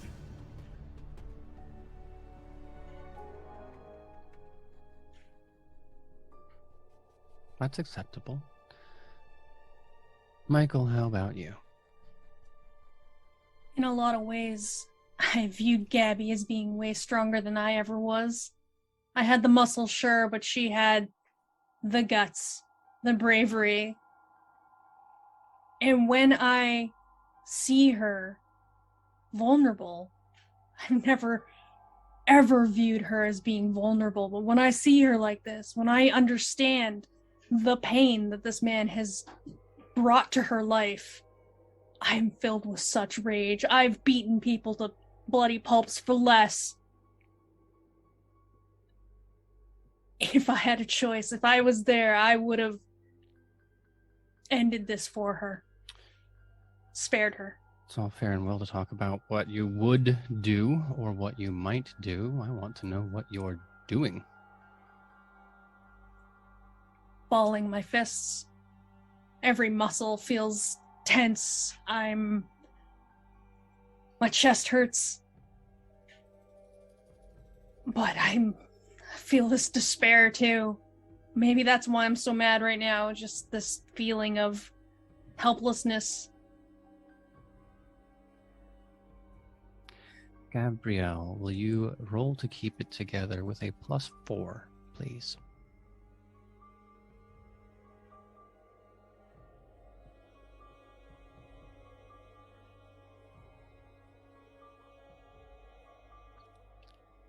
I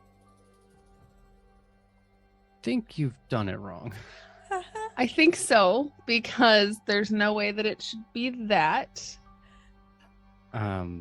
Just so you know at Oh. home, the automated dice roller has reported the result as a 0, but that is a syntax error because you rolled a 9 and a 10, which is 19, +4 is 23, which it's a pretty good result. Yeah. Even if you go to subtract the dice from your instability. But that's good news, because I would have felt terrible had you spent the rest of eternity trapped inside of a mirror with Jared. It's hard to say whether it's the echo of a memory that you felt, the voices that came out from the nowhere, your friends. Was it actually words, or was it the echo of the emotion of Ralph, in his own way, wishing he could have demonstrated a better way for you? Or Harlow feeling genuinely concerned? How Michael's rage came up to defend you? Are those thoughts that were inside of you? Did they come from somewhere else? Who knows? But it will be a great relief when you feel his hands no longer clawing at your inner thighs, trying to peel your legs apart, and the pain in your shoulder melts away, leaving nothing but a lingering itch behind. And as with the same speed the moment fell upon you, you are staring at a mirror now cracked and open.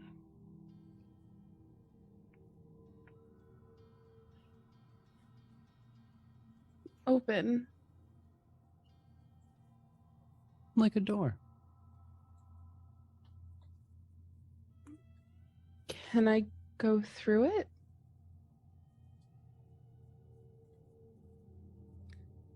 I just want to be perfectly clear. You are in a mythical hellscape dimension by all accounts, and a mirror just conjured your ex, who, like, this the most horrible person you know, aside from maybe Thomas. Jury is still out on Thomas, and your first thought is, I want to go through the painful summoning mirror. I mean, it's broken, right? Yeah. I'm glad you're going through the mirror. That's a good choice. I was just curious as to how you got there, because the alternative would have been to wander up and down these hallways for eternity, never having found anything. Instead, oh, yeah. I mean, like I said, I can only move forward. So, when a window shatters, when a mirror shatters, a door opens. Is that the saying? I don't know. Yeah, definitely that. Yep. Yeah. But you know, I can't stay here, and I can't go back. So I just have to go forward. Always forward, never straight. And you find yourself at a crossroads. Curiously, Michael also at a crossroads, and now for the first time, the two of you see one another.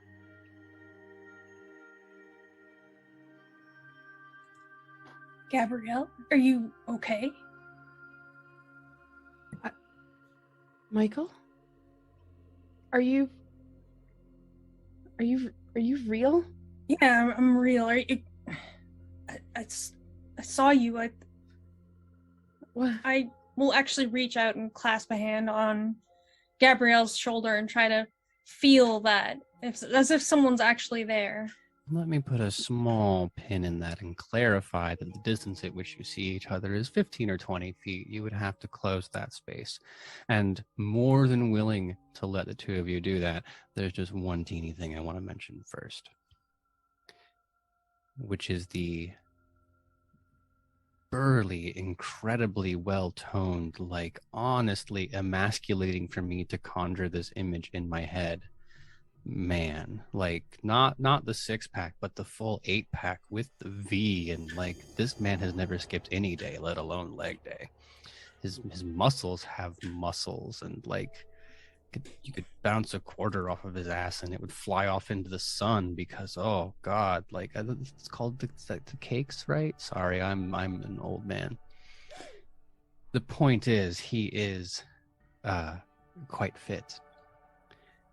And also beaten hideously. Face swollen up, eyes black, lips and teeth bleeding, bruises all over his shoulder, and he is sprinting at Gabrielle with a panicked set of, like, maybe he's crying, it's difficult to tell. Is he sniffling because it's a snotty cry, or is it the blood coming out of his nose? But he throws himself at your feet and wraps himself around your ankles and just saying, please just fucking make him stop. Don't let him hurt me anymore. Oh my God, man, I give up. I yield, man. You win. Like, the fight shouldn't go on like this. It's fine. I'm done, man. And Michael, you recognize this gentleman, don't you? I do? Oh God, I do. Yeah. Never did quite get that rage under control, did we? No, but he lived. Did he? I thought Because if I remember, you didn't exactly follow up.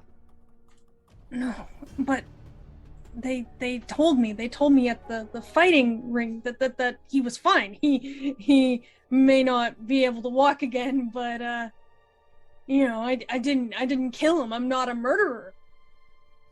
You didn't, but you want to.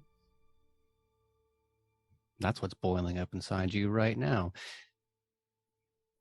He's not telling you something, Ralph and Harlow and Gabrielle, because what Michael's leaving out is that he's been engaging in a little bit of cage fighting, trying to find that dangerous edge. And what he hasn't told you is that this gentleman is the one who he got into the ring with the day that he got rejected from the police academy for an unstable psych evaluation.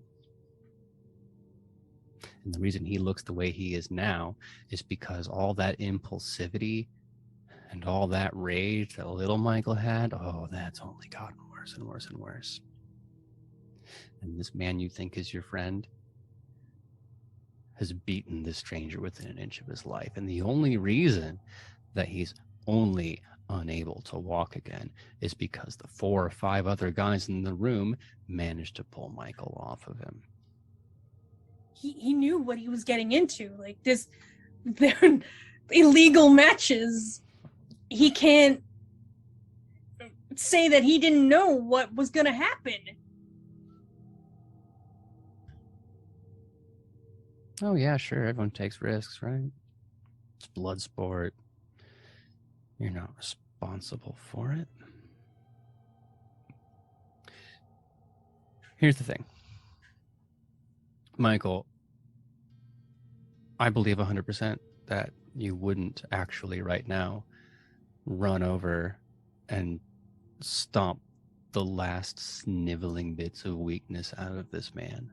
That you would not use this opportunity to demonstrate your superiority, not over this man, but of all men, that you are the master of whatever situation you put yourself in. And I give you enough credit to not do that, especially considering Gabrielle is right there. Unfortunately for you, that is not what the other 3 see.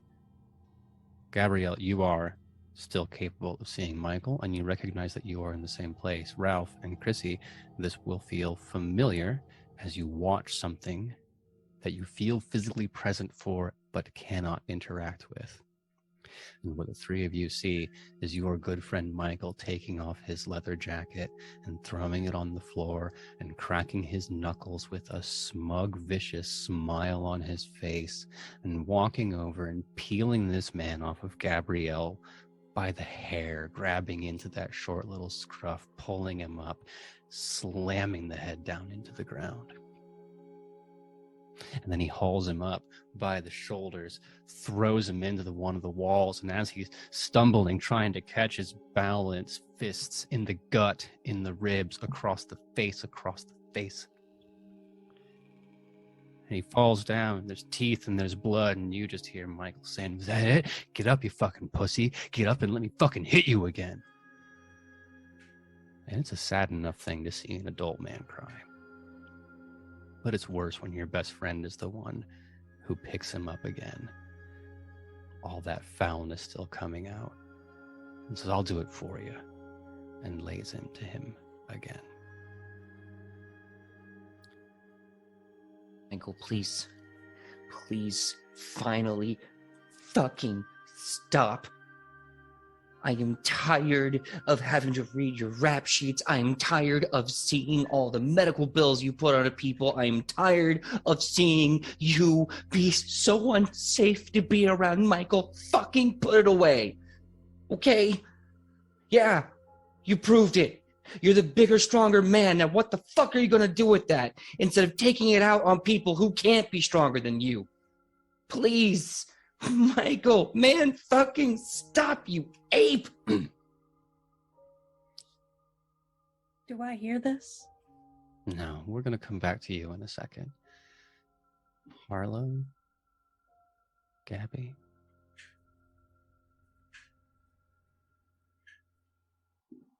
I'm stepping back, or trying to, like, not looking back, just trying to distance myself from the scene. I don't bother to say anything. That didn't work last time. I can't imagine it working now. I'm not even surprised this is happening. I've been afraid of him all these years for a reason. Gabrielle? I just start shouting like a hysterical girlfriend that's trying to stop her boyfriend from beating the snot out of some guy that looked at her funny, which, to be clear, definitely had to do with Jared a time or two. I'd say very nice. I can see why you're in that headspace. Mhm. Given, Yeah. I can see how you got here. But What do you say? I'm sorry to interrupt, but it's actually quite important. I just start shouting his name. Michael! Michael! What are you doing? This isn't right. This isn't the way that things are supposed to go. You're supposed to defend the group, not go looking for fights. What the fuck is your problem? You're better than this, Michael.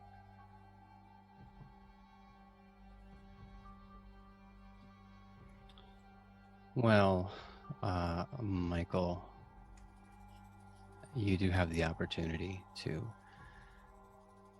pull yourself out of this, whatever this is, because you're a superb fighter. And in the same way that a rifleman can tell the difference when he pulls the trigger, if it's a blank that comes out or a real round, you know that it's not quite how bones feel under your fist. The weight isn't balanced right. Something doesn't feel correct. Will you roll to keep it together, unfortunately, with a -2 modifier?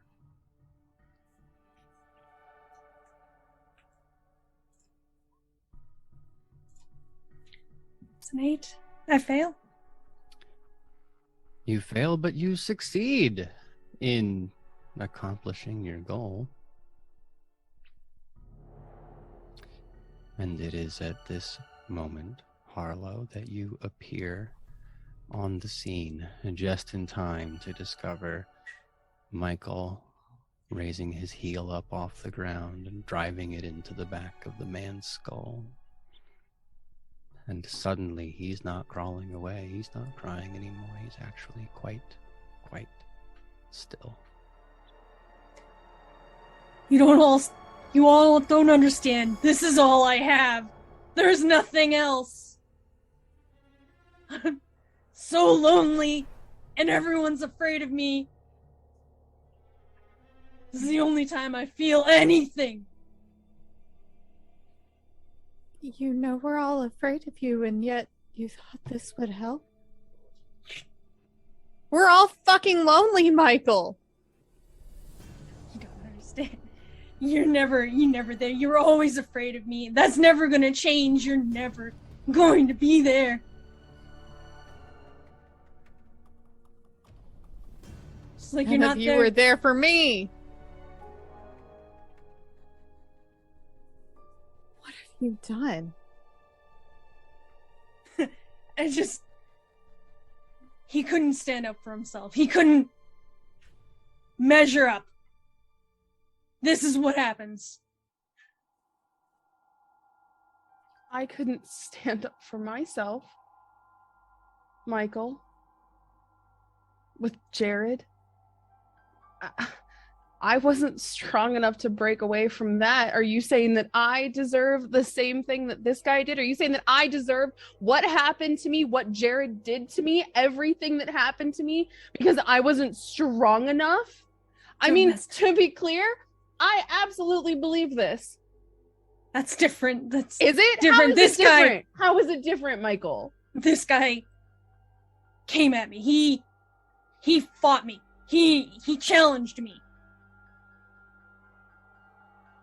And every time I challenged Jared and he raised his hand to me, shoved me into walls, you should have fought back. Oh, okay. All right. Sure. Of course. I should have fought back. Just what I told Thomas all those years ago. Yeah, look how that ended up. Are you happy about that? Are you happy about what we found in that house? I'm not happy. Harlow, I'm not happy. What about me tells you that I've ever been happy?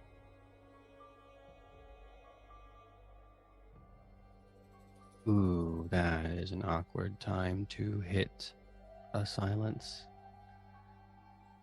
Because that means you can hear a sound. I guess two sounds. Really. The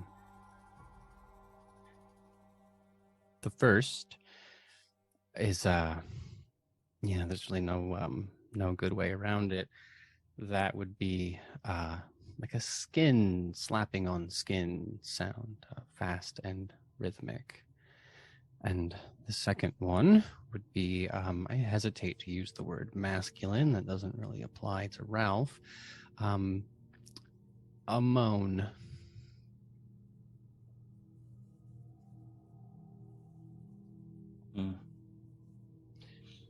And as you turn to track down the source of this noise, there's an opening in the hallway, like a window, like a bedroom window. And if you follow your curiosity through it, you will see a familiar silhouette sitting in a chair. 3 monitors, 2 of them side by side, the third one vertical, a very nice little setup. It's a photo scroll of Gabrielle in her wilder days, back when she used to make out with women for fun and wear those I hesitate to call them clothing given the occasional transparency or the way that they've ridden up at least enough for someone with the right kind of camera to take a shot from a low angle. And you know what, it's probably better if I don't get into the details there, but suffice it to say, it's apparently enough for a gentleman of certain desires to pleasure himself to, enthusiastically, repeatedly, emphasis on repeatedly.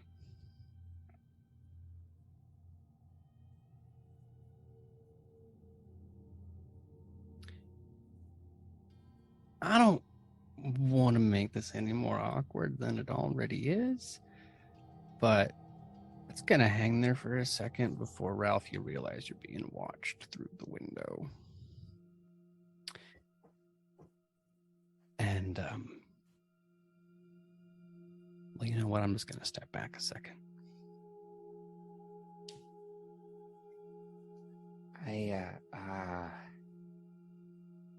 Oh God, I'm so sorry.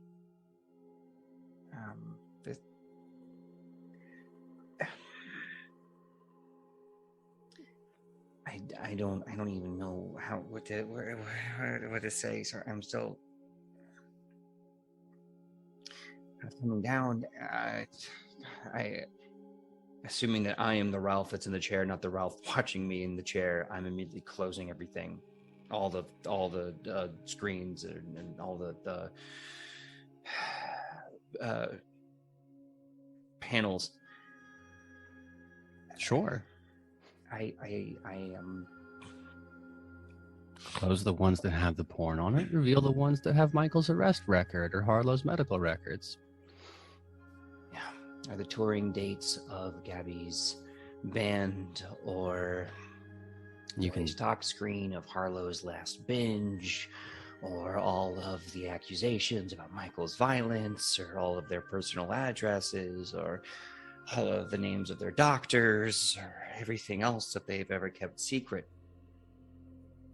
Yeah, I mean, you're going to be here for eternity, literally, and I still think that is not enough time to click through all the windows displaying all the secrets you've collected. Yeah. And, I mean, I understand you're doing your best to sound sincere, my dude, but it's going to be difficult to apologize to these people when you have an erection and you're still sweaty from having them, you know. Yeah, maybe it's the cocktail of the endorphins and adrenaline and serotonin, or maybe it's just the shame of being kind of caught. My brain doesn't really have a response right now. I'm just acting on pure shame and instinct. Well, wallow in that for a moment, because I would like to know how the other three of you react to this discovery.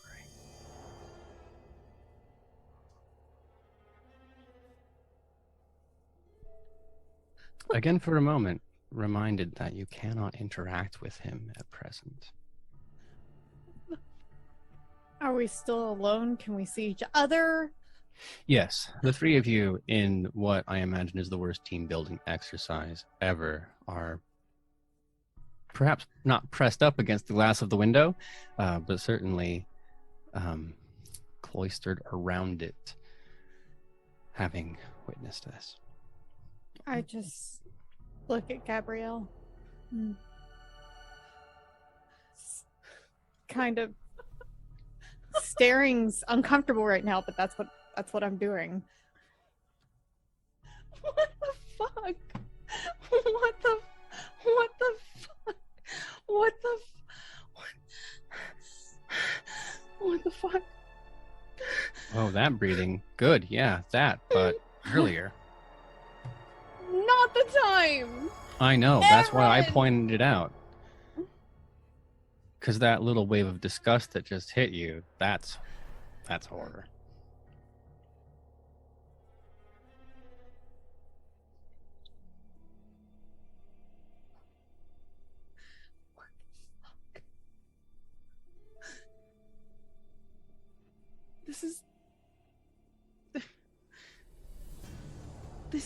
There's shit from 14, 16, 18 years ago. There's stuff from 4 years ago.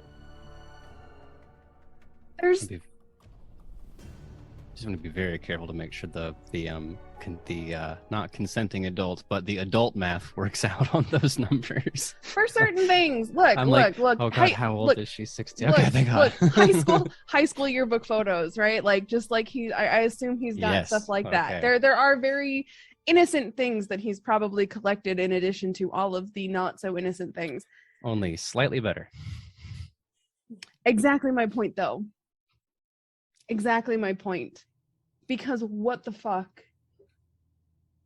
There's just this mass of information from the last 20 years, and then it gets real fucking creepy. My guy? Like, what the fuck is happening right now? No offense. Pretty self-evident from your standing.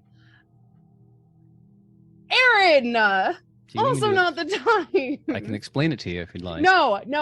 You know what? I got a good picture right up here. I understand. I understand what's happening. Thank you. For a given value of good. I'm happy to give a demonstration.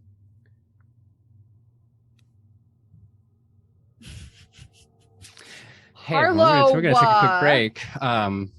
No, it's a cycle of tension and release, the horror and then the joke. Harlow and Michael, how are you reacting to this revelation? Whether or not what's happening with Gabrielle is appropriate, and to be clear, it is not. Those are your secrets too. Ralph isn't pleasuring himself to them, but he has violated you nevertheless. Do we know that for a fact? That he's not just getting off on the secrets? Please tell me he's getting off on the secrets and not just my photos. I'm going to consult a note real quick. It's okay to lie to people to protect them. Yeah, no, it's all the stuff. It's not just your pictures. Definitely Right. not just your pictures. Totally believable delivery. Thank you. Great job. Perfect. No notes.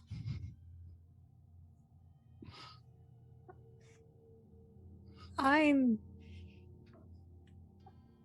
shaking with rage. Jealousy isn't the right word. I think possessiveness kind of would be. Maybe not the most appropriate possessiveness, but I'm pissed.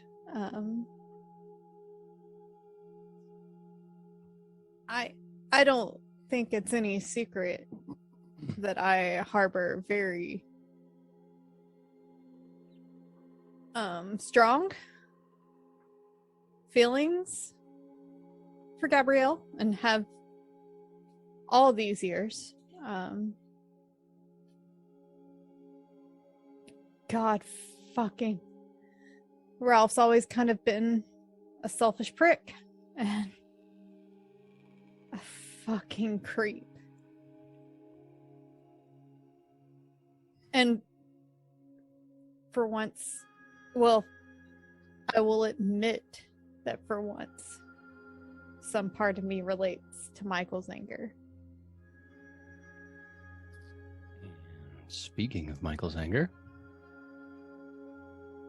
For a moment, I get confused. There's that sound of skin on skin, and I still think I'm beating the guy down. But when I finally figure out what Ralph is doing, I look into this room. I need a moment because everyone's laughing. I'm so was sorry. just a- It was just just a word really choice. unfortunate Yeah, it choice was. of words. It's not your fault. Contextually, it's hilarious. it's all of so us just sorry. being incapable. We're children, all of us. Yeah. Yeah. Yeah. unsub right now. Like this unprofessionalism across the board. Know what you're talking about. I am a professional role player. All right, and we're back.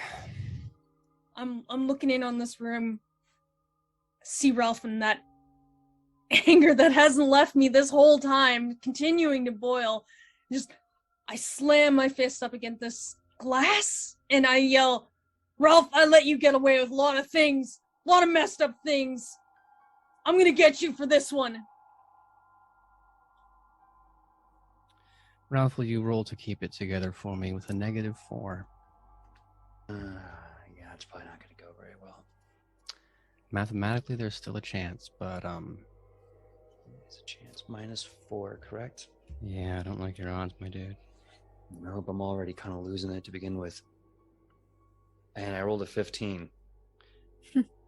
Okay, I'm gonna need you to shut the fuck up and explain to me how this happens. Not the math part, because I understand like probability and how you've just broken it, but what possible story can you tell yourself having been like they are in the window, you're still like sweaty but also emissions, all of your secrets, every vile thing you've been trying to hide for the last 20 years has been revealed, and you're not freaking the fuck out. Ralph, Mike, help me understand this. Yeah, I'm trying to figure this out too. Like, I'm looking at the math going, did I do that right? I could have sworn I put in a -4. Well, whatever. Yeah, you rolled an 8 and a 10 minus +1 -4. Yeah. So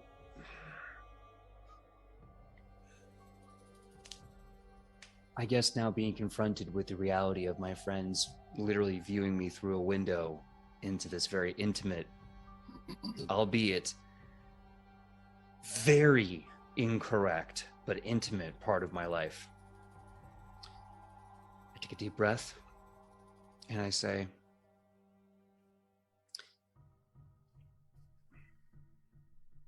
I haven't seen anyone in 20 years. I lock myself away to be safe, but of course that means that no one gets to see me, and I don't get to see you. This is the only way I get to see you. And yeah, I know this isn't right. Gabby, I always thought you were wonderful, and I never wanted to subject you to me. But at least this way, if I was going to be alone forever, then at least maybe I could take some solace in knowing that I could have at least some semblance of a relationship with a person I care about. It's hollow, it's little, but it's mine. And it's all I have. At least Michael gets his violence.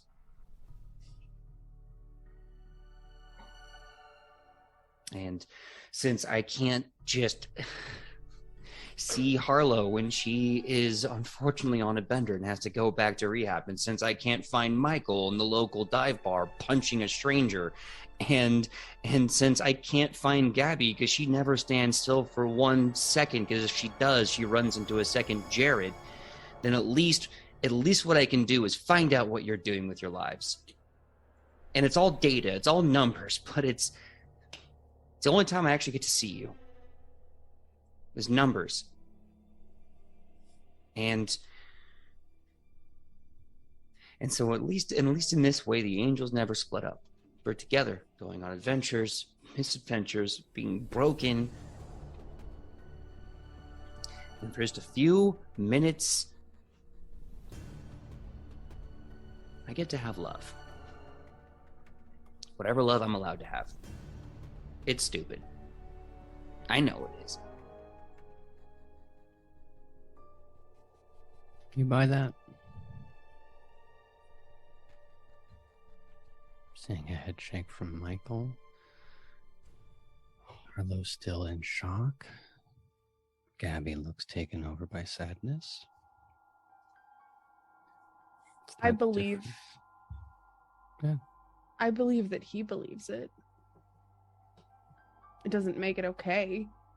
And it changes everything that I thought I knew about him. But I believe in his heart of hearts, he believes what he's saying.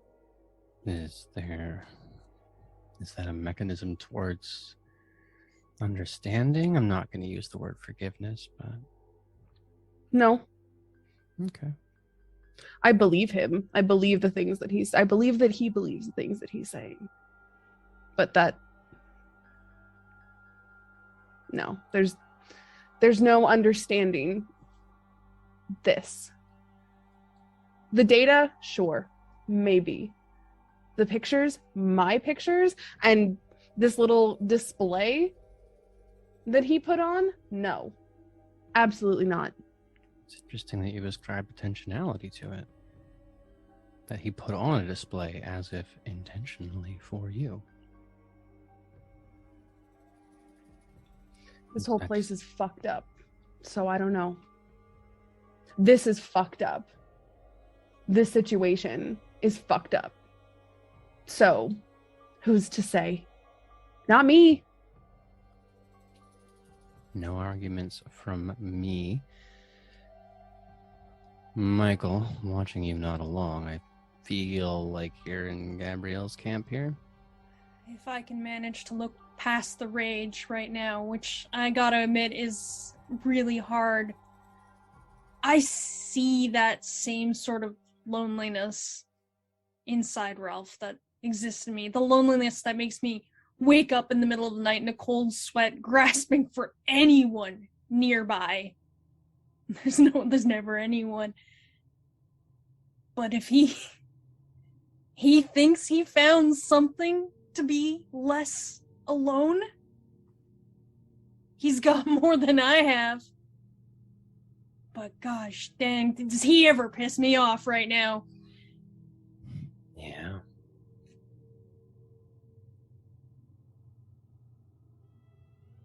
Harlow, you okay over there? Well, I'm sorry. Stupid question. I apologize.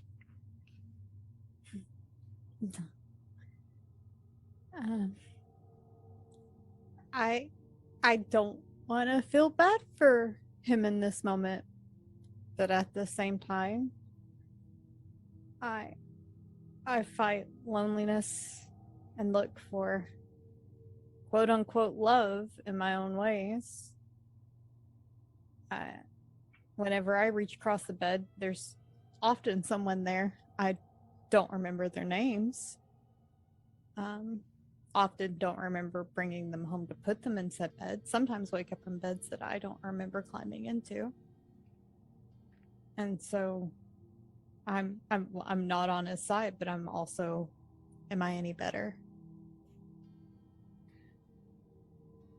Sometimes empathy is the most you can ask anyone to muster. And I understand why Gabby feels the way she does. It's a very special kind of violation, and if put in the same position, there's no doubt in my mind that I might end up in the same place. But even in this terrible set of circumstances, it does say something that no, Ralph is the one doing it. Michael's the one I'm talking about.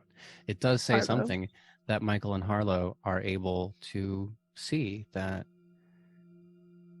there's sadness in your darkest moments. And it's possible for someone to reach a point where they are so empty and such a void inside that they will claw to absolutely anything that feels even remotely good, because everything else feels so bad. And if you don't get that one little piece of feeling wanted, or that one connection, that one tiny spark to stand up against the storm, then fuck, there's nothing left. And that sometimes when you're in those depths, the choice isn't between a good decision and a bad decision. The choice is between a bad decision and the end of a barrel of a gun. Or in Ralph's case, Googling the load-bearing features of the rafters in his apartment. And there's a difference between saying that those things are right, because we can all understand that they're not. But sometimes you can also understand why people in bad positions make bad decisions. Not like this.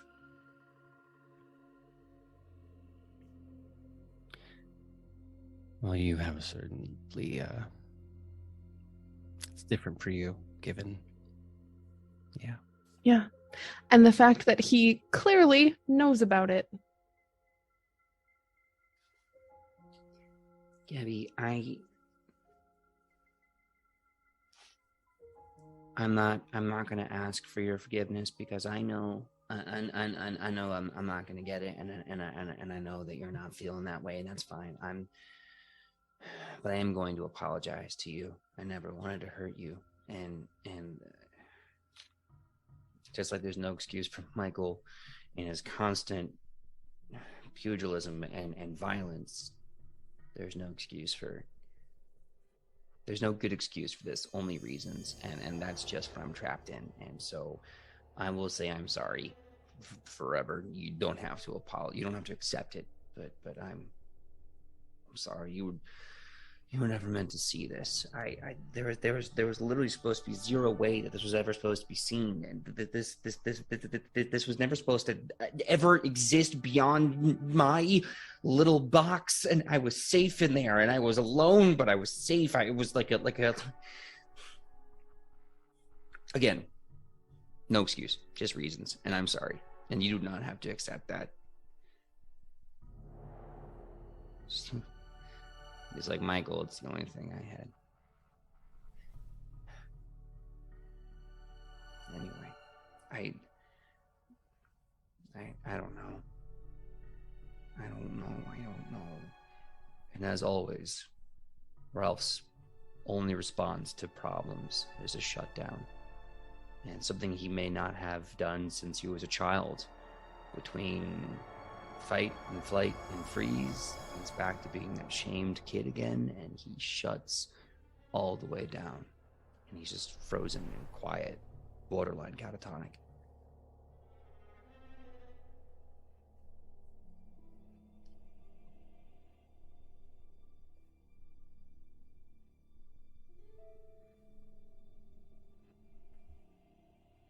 You know, this is all your fault, right, Harlow? That's the voice creeps into the back of your head, like a whisper over your shoulder. Was it my fault? This is what happens. Like, you've never been able to keep your shit together.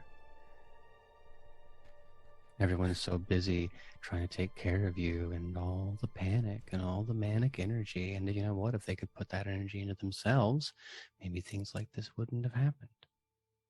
But there's only so much cope in the group. And you're way over your quota.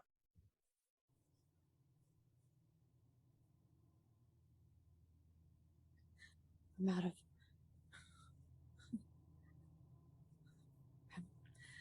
My flask is empty.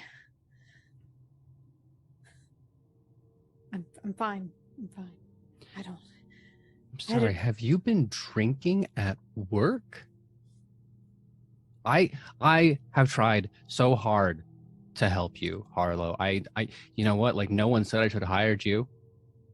A person with like your record, you stole from your last fucking job, and I decided that, like, you know what? Maybe she just needs help. And now you're on the fucking floor of the stockroom, drunk. You know how this makes me look to my fucking friends, to my boss? The chorus only builds, and every time you let something come out of your mouth an excuse, there's another new voice from your past, a family member, an employer, a friend, a relationship that you've burnt out because you are who you are.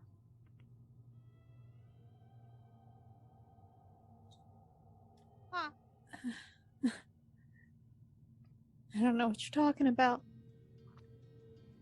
No, because you're always hiding. You are my only daughter, and I love you, but you are bleeding me and your father dry. And we need you to grow up. You could go find a new doctor, find a medication or whatever, but at this rate, like, we're going to lose our retirement paying for your rent every time that you have a mood and can't work for 6 months, or we have to get another lawyer because if you have another DUI, you're going to lose your license. And I'm your mother and I care for you, but you have to help me understand why you can't be better. Because no matter how much better I am, I'm never gonna be good enough. You have no fucking idea. But it's fine. Keep your fucking retirement. Hey, man, don't worry about them. Parents, am I right? Here. This will make you feel better.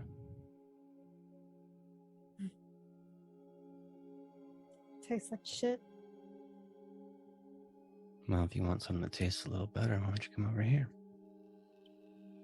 Okay. Another chorus of voices antagonizing Harlow. And as was the case before, Ralph, Gabby, Michael, you can hear what's coming out of her mouth, but you don't see the antagonists. You don't see, like she does, the circle of folks around her who have just lost patience with panic attacks, who have you just tried getting better about your anxiety? People who honestly care, but have just been burned out. There's not enough alcohol in the world. Nope. I do want to interject on that thought for a moment and say that because you passed your check earlier, Ralph, you are dressed, which is good, because if you fail that check, you remain exposed for the remainder of the scenario, and that would have been awkward for me. Would have been awkward for everyone. Yeah. So now as I ask what you are saying to Harlow, we can do so happy in the knowledge that you're not just standing naked pontificating. But when in Greece, right? Or yeah, wherever the fuck this is. Yeah. It's going through your mind, friends. Ralph has seen the data play out enough to, almost with certainty, know the patterns and how it's going to happen. After about 30 days of an unsuccessful sobriety, anxiety and stress becomes ever mounting, in which case old habits tend to return with alarming alacrity, causing a breakdown in self-control, opening up to severe susceptibility and suggestion. And then comes a downward spiral of alcohol and drugs, which only then further exacerbates the next thing, which is minor psychosis and outbursts. I don't know the gentleman or lady that she's currently talking to or engaging with, but I can only surmise that this is the product of about 3 to 6 months of trial and error and a cycle of chemical abuse.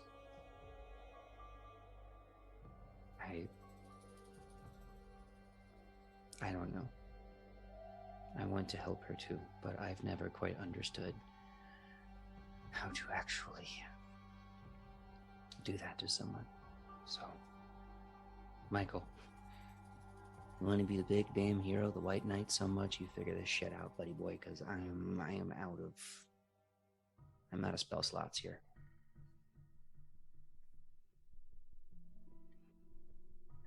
This is the one situation in here that's made my anger subside a little bit. And as I'm watching Harlow, as I'm listening to the words coming out of her mouth, I just say, I've wanted to understand you. Don't think that I've wanted to keep myself from you. I want to help you. I didn't know you were going through this. I want to be there for everyone. But you hold a special space in my heart. I'm so sorry.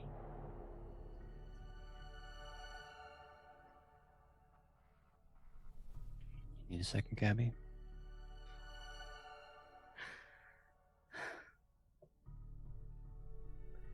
Harlow.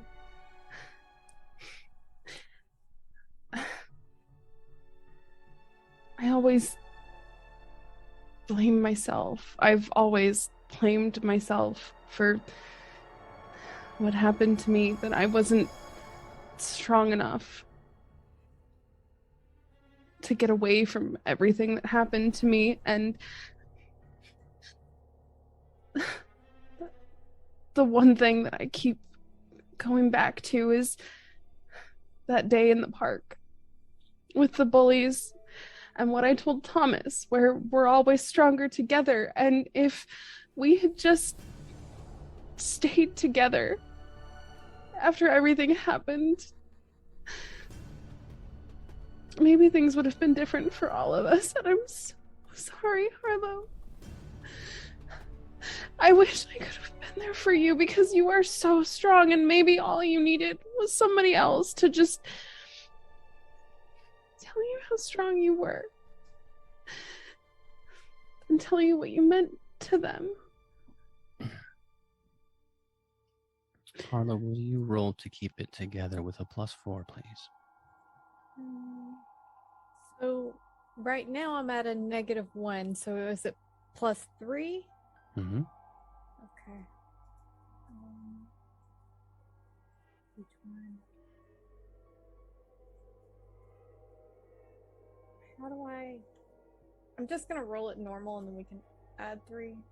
Okay, success. Be 18 after modifiers. Mm-hmm.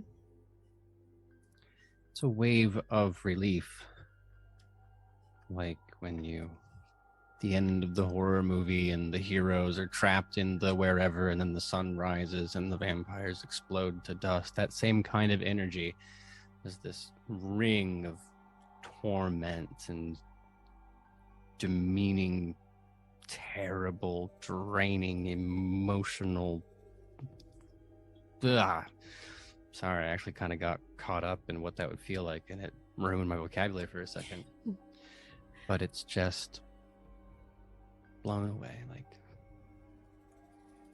dust. And you feel that weight come off of your soul. And see your three friends looking quite concerned in your direction.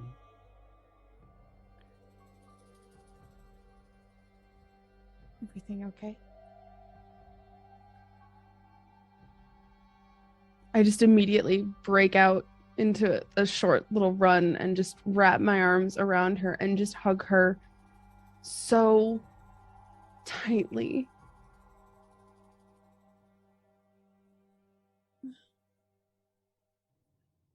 I'm looking at the other two over her shoulder, just very confused. I look relieved, but given who I am, how you all view me, I don't run over to give you a hug. I keep my distance, because that's where I'm supposed to be. Just kind of give you a nod. Hey. Same here, Michael. Part of me wants to go to be there to confront a friend, but considering how I've been exposed, I feel it's in the women's best interest if I just stay over here, away from them. But I do shout to Harlow that I'm sorry. I'm okay. We're okay. We're here.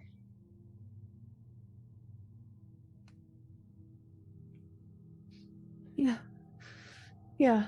And I just kind of like pull back from the hug, and I'm keeping my hands on her shoulders, and I just give her a look of a little sadness and relief and sadness, and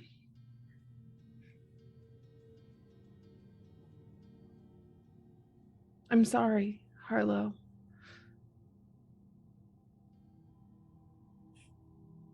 I wish you had been around. I know. I wish I'd been too. I think a lot would have been different. I think so too. Easy to say those things now. It's easy to say I should have been around and not have to reconcile with how fast you ran away and how little effort you put into keeping in touch since then. Or you can take that in the exact opposite extreme and act like Ralph did, keeping a little bit too much in touch. But that's the curious thing for me. Everyone has an excuse for themselves. Everyone has a reason why what they did is okay. And then you look at how you approached other people in that same position, how for some reason your desperation is an excuse and their desperation is a weakness. At least until some kind of other emotion gets in the way. The degree to which you are willing to forgive your friends suddenly has contingencies on it in a way that childhood didn't. But that's the weird thing about friends, isn't it? When you're a kid, you'll hang out with anybody just because you happen to share the same recess. And then you hit adulthood. And now all of a sudden there are crazy rules.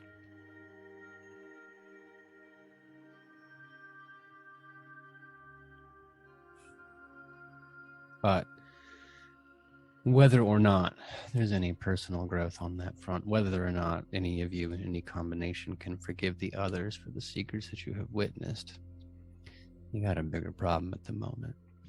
It's going to take more than a sense of forgiveness or a half-hearted group hug to escape where you are, wherever that may be. because you are trapped in both the metaphorical maze of your own emotions, of digesting the new reality of the relationships you thought you understood, but also a literal maze at this point. Hallways and crossroads, as far as the eye can see. You said you wanted to find Thomas. I'm only giving you what you want, or at least the opportunity. But to determine how you make use of that opportunity, we will unfortunately have to wait. I think at this moment, we should take a little bit of a break. That was all really heavy, and I just want to take some time to check in with folks and make sure we're doing okay. So those of you in the audience, we're going to take a nice little mid-reel and then walk everyone back from the cliff's edge, make sure everyone's feeling okay, because that is super important. And then it's kind of a dick move, but once I have then built everyone up, we can tear them down again for the finale. But don't go anywhere. We will be right back.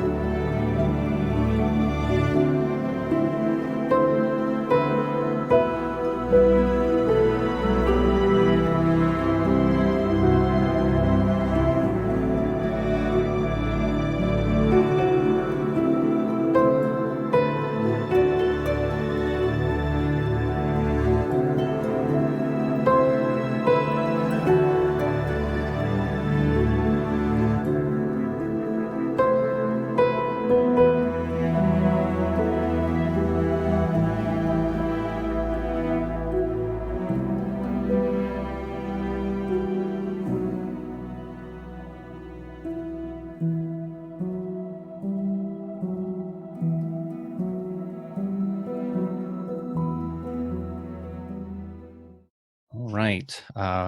Thank you for your patience, folks in the audience. We just wanted to take a time to go through one by one, make sure everything was settled out fine, okay, that people are feeling good. And the cast has indicated to me with an affirmative response that they're all good to go ahead and we're all feeling all right. So with that safety check out of the way, we will continue. As a reminder, the 4 angels have reconvened after being separated in this horrifying labyrinth, infinitely tall walls. It's not filled with actual literal horrors. There are no monsters here, save for the 4 individuals and the things that they've been hiding. We've had a little bit of tension brewing over that. Attitudes. It's getting a little tense. But the only way forward is, in fact, forward. And despite your many quickly multiplying misgivings, you can't shake the feeling that the only way out of here is with each other. After the last little distraction, we'll say, with Harlow having to battle away demons from her past, you have arrived at one final crossroad.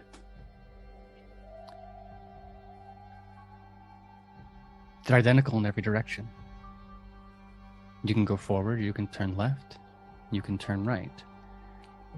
And I understand that as players, that kind of arbitrariness means nothing. You're thinking to yourself, how could I possibly make that decision without any information?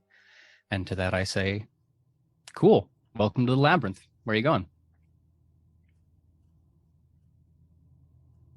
Well, in most dungeon designs, both in video games and in certain other games, most of them are built for progression being on the right, where left is most usually a dead end. There's good loot on the left side of most maps, but considering that I don't want any loot here and I want to get the hell out of here, I'm going to try the right.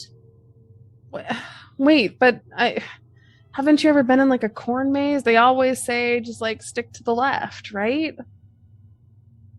Corn mazes are built on the left. That seems antithetical. How? All maps and dungeons are designed on the right side. The right side bias of most designers. The only rule I really know is that you got to keep your hand on one side. Follow the maze through.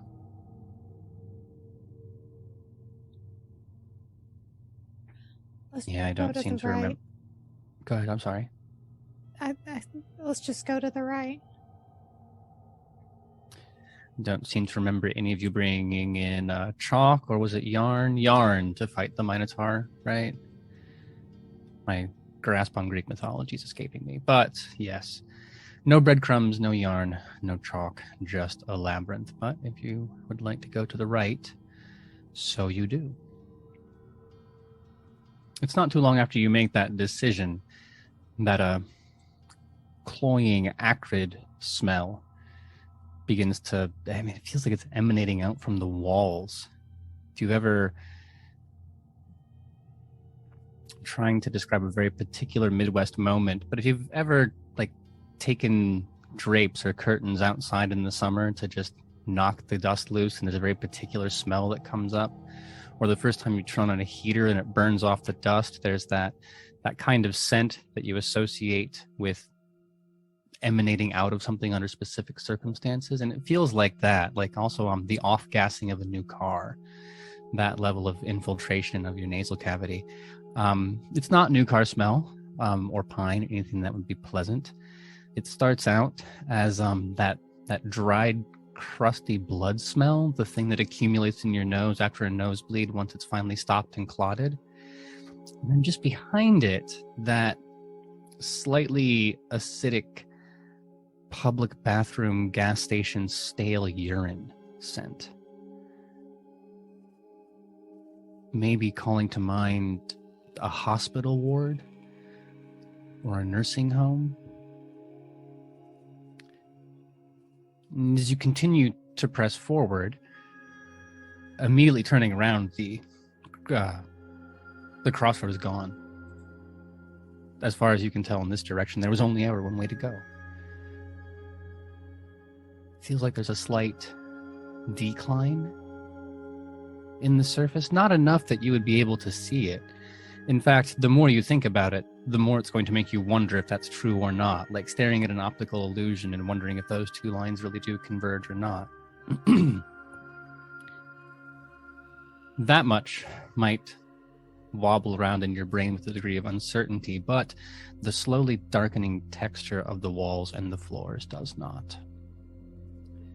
Where it goes from a whitish alabaster, maybe like a stucco-y kind of texture, and then begins to pick up a tinge of yellow, a tinge of brown, becoming sickly. And it proceeds from that to maybe the darker yellow of a restaurant that used to have a smoking section but never painted. That yellow tarry color, and growing darker and darker still, until even the texture itself starts to change. It becomes warped like wet drywall or wallpaper, and then begins to take on an almost fleshy sheen and consistency. Is there a conversation happening as the group passes on? I would understand at this point if you are done talking to one another, but I'm just wondering. I think at some point I'll kind of try to slightly isolate Gabrielle, like not super far away from the group, but far away enough that like a whisper won't be quite distinguishable. I'm really sorry that I wasn't there. I mean, I'm the one who ran away, right? If anybody should be apologizing, it's me. I think we all ran away from each other. Well, I ran away from each other and everything else. And I've never really stopped running. I'm learning what you've gone through since I'll never regret leaving. But I definitely regret leaving. And I know that sounds so silly to say, but I had to do what was best for me, but I didn't at all think about what was best for you. It's okay. I didn't really think about what was best for me either.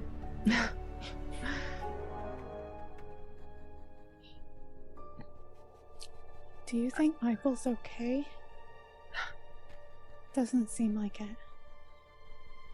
I don't think he's been okay for a very long time. And I don't know if you... I mean, you weren't... I don't know if you saw what he'd done. Oh no, I saw.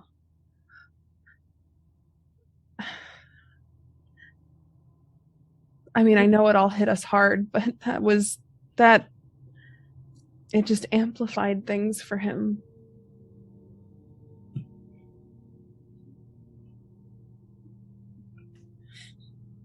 I guess we all should have noticed that Ralph was in love with you all that time.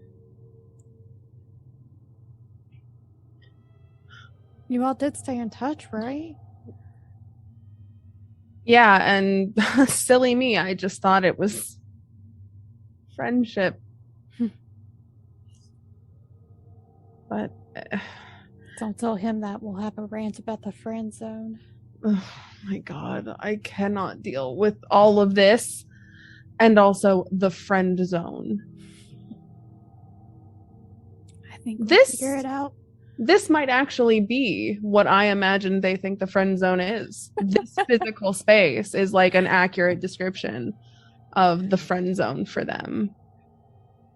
Well, not to put a further complication in this, but the level at which you are speaking to me indicates that you might have lost just a pinch of self-awareness when it comes to how loud you're speaking in the labyrinth. I'm not going to say that Michael and Ralph heard this, but I am going to open the door and say it's possible Michael and Ralph heard this.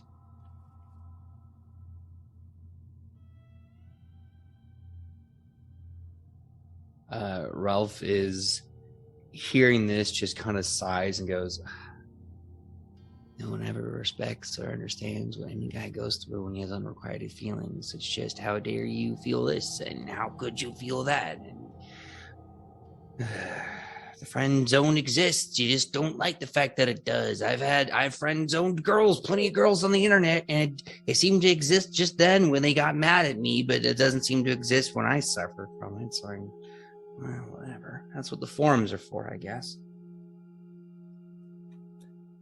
Michael, is that an experience you've had? I suppose, but it's not something I really complain about. Of course I'm not. Used to kind of being alone, and I'm gonna stick by that, right? Like, not something to gripe about, but I've also got other things on my mind right now. Like when the girls, I'd never let them know that I was eavesdropping, but when they said, is there something wrong with me? And I haven't been right for a long time.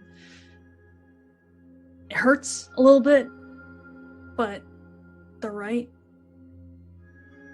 I've fallen a long way from my ideals when I was a kid. I've changed my path, not for the better.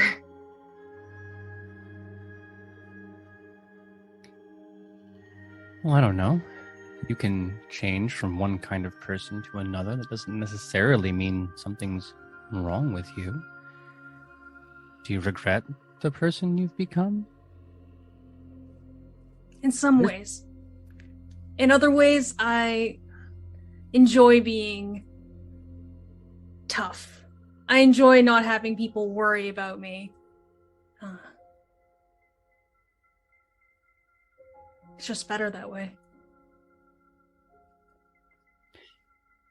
I understand that, which is partially why, no offense to our friend Gabby here, I'm a bit surprised that she would pick that as a thing to draw attention to, because she, and in fact most of you, I could apply this phrase, it's better to be alone than, to some part of your personality.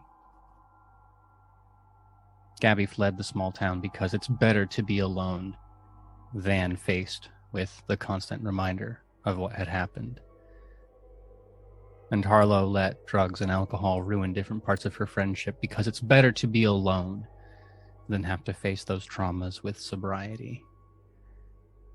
And Ralph retreated onto the internet away from human life because it's better to be alone than lack control over your environment.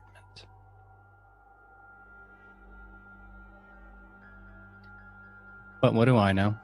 I'm just the storyteller, right? In any case, that conversation will begin to wind down in the case of Harlow and Gabrielle, Michael and Ralph not drawing too much attention to the fact that they have overheard. In either of those cases, it is the mechanical whirring clunk that I suspect will draw your attention next. It starts out as barely a whisper on a breeze that doesn't exist here, but carried across ephemerally nevertheless. Enough of a sound to make you slow your pace. It's only a few steps forward when a large, plain house door emerges in front of you. It's impossible. You would have been able to see it that far down the hallway previously. Nevertheless, it seems to have appeared. It's a front house door. I don't need to tell you whose it is, to which house it belongs.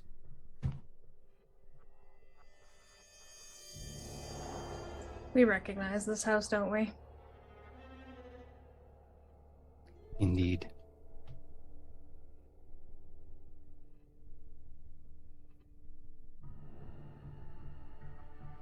What are the chances it looks as horrifying now as it did then? I suppose that depends on what you feel about generic suburbia. Is that horrifying on its own? This door wouldn't look out of place in a normal neighborhood. There's no blood, no gore, if that's what you're asking. No tormented police officers or red slicked crime scene tape.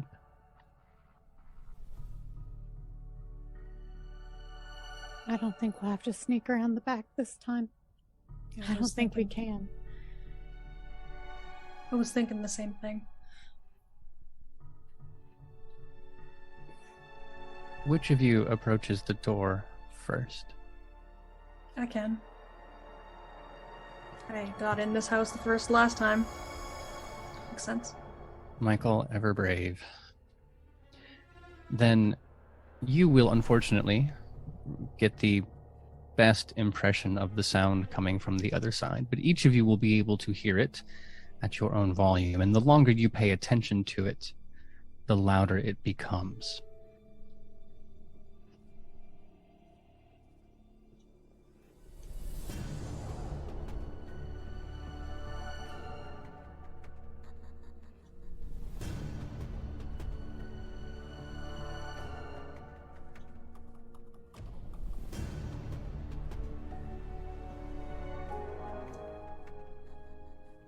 Ah, that's unsettling.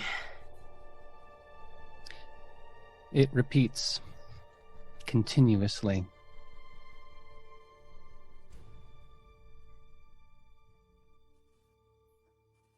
I smashed the Polaroid.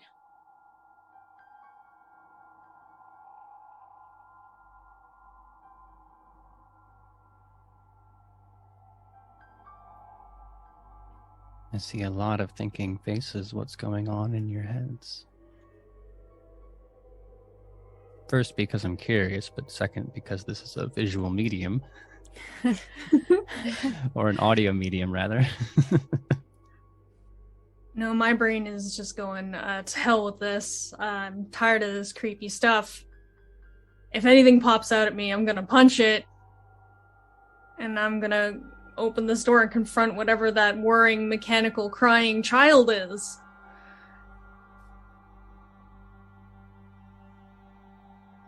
I'm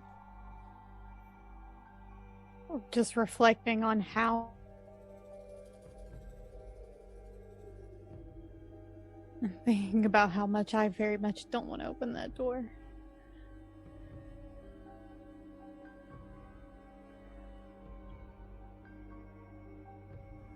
I always kind of had assumptions about what was going on, but he never really shared any of that with me. So it's really hard to digest.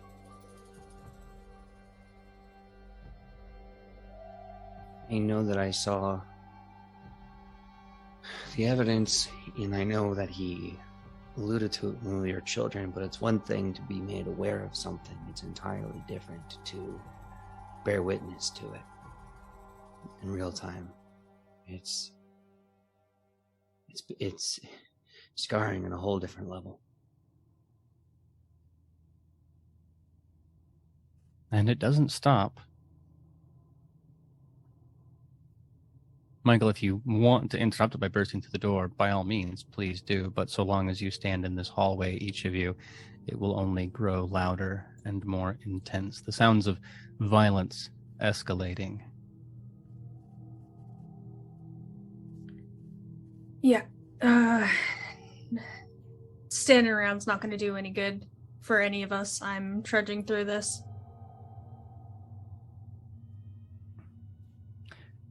Is this a moment where you just grab the handle and throw the door open? Is there more urgency in it? You killed a man in here, Michael. You tell me that adrenaline hasn't still been seething under the surface, that hearing the way your quote, end quote, friends describe you hasn't pushed you further to aggression? I'm trying to keep a handle on it, but when I do push this door open, you can hear the wood buckle. Perhaps it hinges on itself for a second, and I have to like really punch it through, but it's someone who's calm and collected. They wouldn't open a door like this. This is one hair away from kicking it open with my boot. You hinged on a phrase that I want to call specific attention to, which is I'm trying to keep it collected or something to that effect, which sounds a lot to me like keep it together. So why won't you roll to keep it together? Let's give that a try.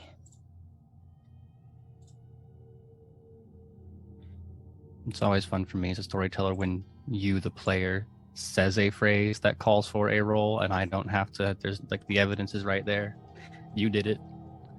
I rolled a 12. A 12. Well, that's pretty on the cusp between success and not success. Complication-wise,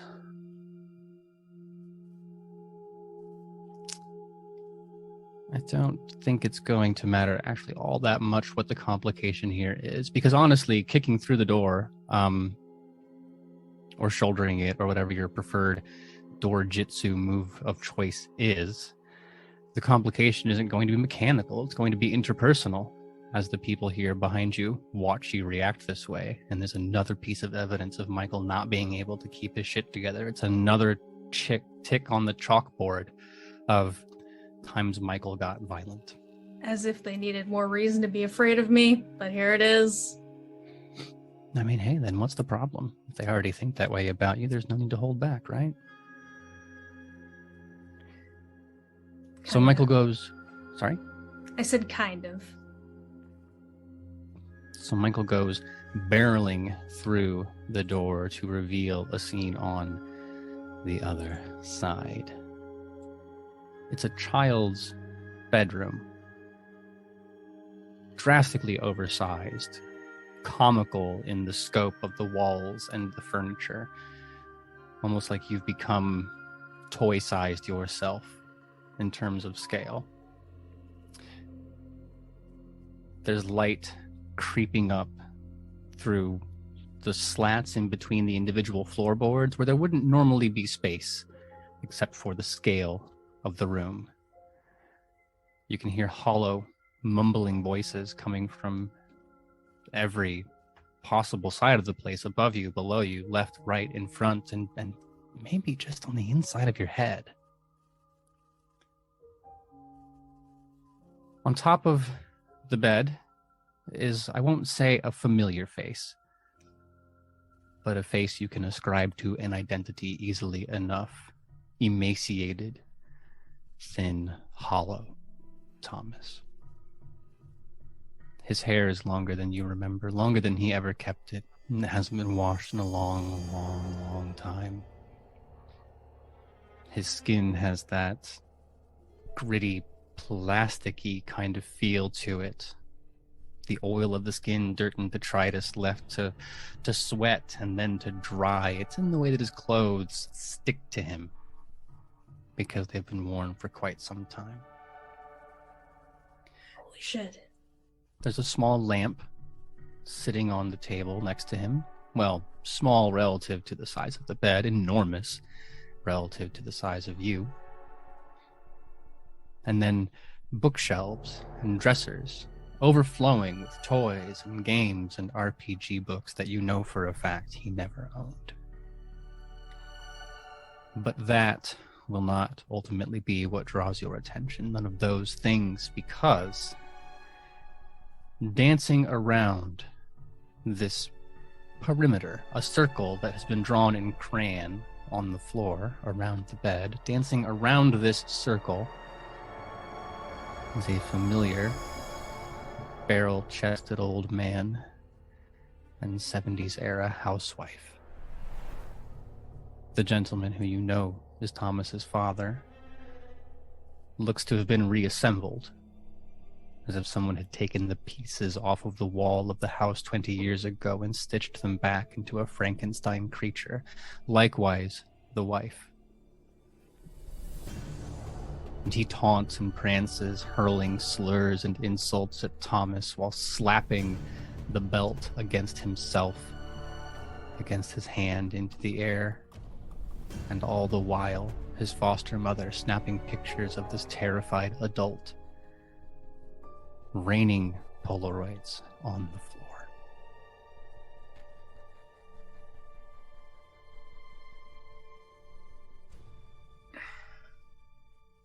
I want to give everyone a chance to react here, but my instinct is to make good on the promise I made Thomas years ago now, that I would help protect him from his bullies.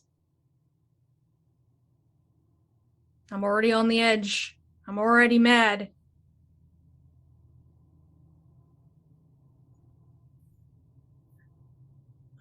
I'm too horrified to do anything except stare. I think for the second time since Ralph's been here, since coming to the house, his normal instinct of freezing and locking up is being overwhelmed by another instinct. Without even Michael needing to lead the charge, Ralph instinctually moves first and thinks second for once. I think he's going to rush over first to...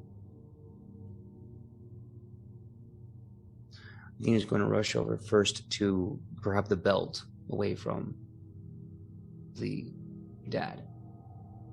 Grabbing it by the belt itself, on the other hand, on his wrist to pull it away from him. So Ralph is going to charge to grab the belt. I heard Michael say you might also be charging, correct? Yeah. Like I said, gotta make good on that promise I made Thomas all those years ago. I told him I would protect him from his bullies. I came short, and now's the chance. I'm already fired up. Harlow is currently frozen in fear, if I recall. Which means Gabrielle is the one I haven't heard from yet. Yeah. I wasn't strong enough before, and I've always blamed myself for not being strong enough as a kid and not being strong enough over the last 20 years. And seeing Ralph muster up strength to do something I never thought he would do, and knowing that we're all kind of doing this together, as the boys charge the parents, I'm gonna run in and I'm gonna grab Thomas. Let the boys handle the parents, but somebody needs to get Thomas out of here.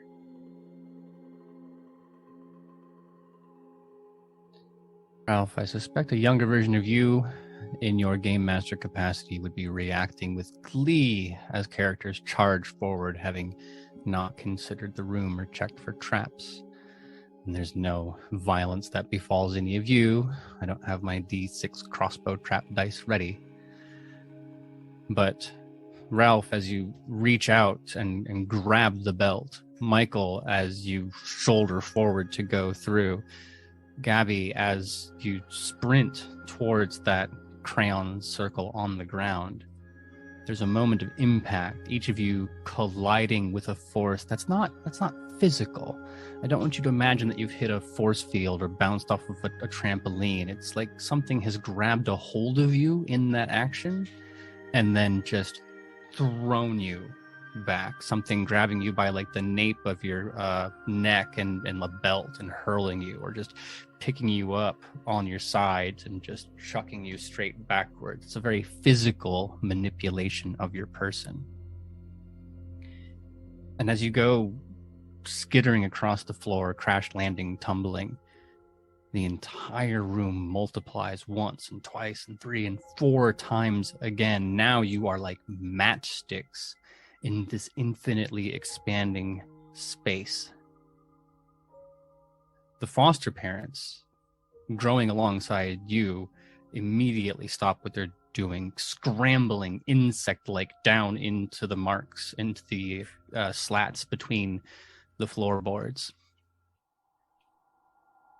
The light in the room takes on a reddish tinge, almost deep maroon, a red with a nice black underneath it.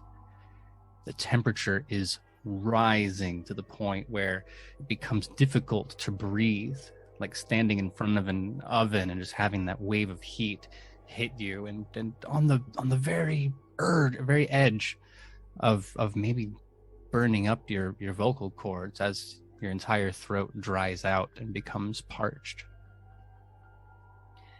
There's a smell of burning flesh and burning hair that whips around the room tornado-like. You catch a smell of it, and then the wind's blown it past until it swirls around again, and a creature appears. I don't mean appears in a dramatic sense. I mean appears as if assembling itself out of the shadows, piece by piece. Like there's a fourth and a fifth and a seventh and a 10th dimension beyond what you can see. And this thing is rearranging itself puzzle piece by puzzle piece until it exists on a plane of being that you can understand. Compared to you, given the frame of reference, you would say it's 10 or 12 feet tall, wearing a large red robe that drapes down over its shoulders all the way to the floor, preventing you from seeing its feet. The arms look human enough, but the hands, at about just past the wrist, creeping up, fold into a brown, scaly claw. Human-like in its features. It has a thumb and a pointer and so on and so forth, the right number of knuckles, but it's reptilian in texture. And the face is a normal human face, except for the hideous, sharp, and malformed jaw. And then from the cheek up, a goat mask? It's not a goat. Your brain struggles to classify what you're seeing. And the best it can do is find an adjacent image. Maybe it's the pagan connection that ties you there. But that is what you see. And it speaks, not addressing you, even though realistically you have no way to know that, but you can understand implicitly something about the room. It's actually speaking to Thomas. And it says in a deep, rumbling sub-bass, right on the verge of where human hearing drops off, that I will attempt, but probably not do justice. Who are the souls that you have brought home to me?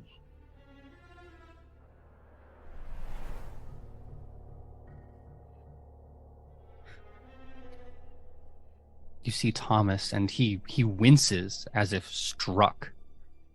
And he's scrambling across the bed, pulling up at covers and blankets like a scared child, even though adult in frame, but infantile in his mind, wanting nothing more than to put anything between him and this creature. With one wave of his hand, not even effortful, just almost Jedi mind trick in that little lazy wave. The creature moves its fingers.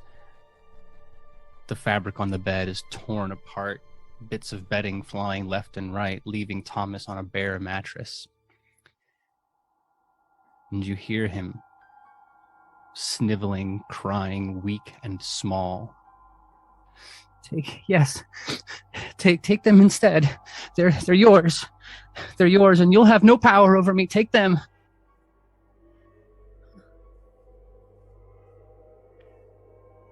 And that is when you feel the full weight of this creature's attention turning to you. Like every eyeball in the universe from every direction has decided to perceive you and nothing else.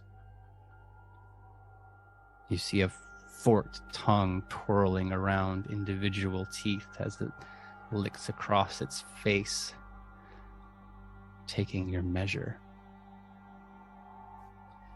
The sinner and the angels who will accept guilt for what has happened here.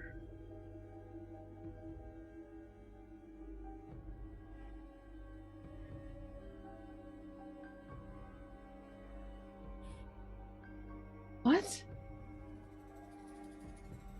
Accept guilt. No one's done anything wrong. I'm not going to continue to do the voice because it will become painful for me, but the demon creature responds not with voice, but in your head, booming across all of you at once to respond to Ralph's question. We know that's a lie. You've all committed crimes. You've all committed wrongdoings. You've witnessed them together here. There's no one innocent in this room, not myself, not Thomas, and certainly not any of you. Well, fine. Yeah, I admit it. I've done terrible things. Well, I've never done anything terrible to Thomas. I'm not the one that traumatized him. That's already been dealt with. We've seen the bodies. The ones who's hurt him are dead, and I still don't wrap my head around that, and I somehow think you have something to do with that. But if you need just one soul to call this whole thing off, might as well be the one stuck behind a computer who doesn't even go out in the real world. You know what they say, out of sight, out of mind, right? Might as well not exist. So, come on. It's gonna be someone. It's gonna be someone the world's not gonna miss. That's where you're wrong, Ralph. If he wants the worst, if he wants the biggest sinner, we all know that's me. I mean, technically speaking, you just committed a felony. I don't know about a sin. I'm not a Catholic, but I think those are two different things. Killing a man's a sin. I mean, thou shalt not kill is pretty high up there on the list, if I recall. I think it's like number 5, number 7 maybe, but yeah. After No False Gods, but before Don't Lie. Does that sound right? Something like that. I think it's around honor your father and mother, for sure. Yeah. Same weight. Be nice to your parents. Don't kill people. Just neck and neck. Yeah. What? I barely have anything left of a soul, so might as well take the scraps. No. If one will do, you all leave. Take Thomas with you. Yeah, hold on. We don't even know if one's going to do. He might be the kind of don't be afraid asshole that wants everyone. Listen, this is a dumb question. What's your name? Again, not to attempt the voice, but he says, you can refer to me as the Gatherer. All right. Okay, Gatherer. Do you just want one soul, or do you want everyone's? Because I think we're all pretty much guilty of something horrible and terrible. But what do you want? You're forcing us into this. To be absolutely clear, it's not my intention to force any of you into anything. Thomas and I made a deal 20 years ago that I would help him enact his vengeance. And we have wrought great vengeance together. Families who don't deserve their children, children who don't deserve their families, cut down and dispensed of one by one in a glorious sacrifice to our greater gods. But Thomas has tired of the deal. It's not enough for me to take you. If you wish to free Thomas, it requires the same kind of act of violence and aggression and vengeance that brought him in to the pact. You see his circle. This pitiful thing of crayon, nevertheless possessed of power because of the meaning he has given it. Power of his friends. If you wish to replace Thomas, you need only destroy the circle and take out your own vengeance against him for dragging you into this. For 20 years ago, exposing you to the terrors that have ruined your lives. Take from him, and I will set him free. So I'm gonna do something for you all now that I don't normally do as a storyteller, and that is I'm gonna tell you there's another way. Before we started playing this game, I sent you all a letter, which some of you have already opened. That's fine, you didn't read it, but I'd like you to open that now, and you'll find 2 questions inside. It's very important you think incredibly hard about these answers. Make absolutely sure that what you tell me is what you honestly and sincerely believe as your characters in your heart of hearts. So take some time to think about that question and then tell me and only me your answers. You can write them down, send them to me in chat, however you want to get them to me, but it is critical that only I know what you've said.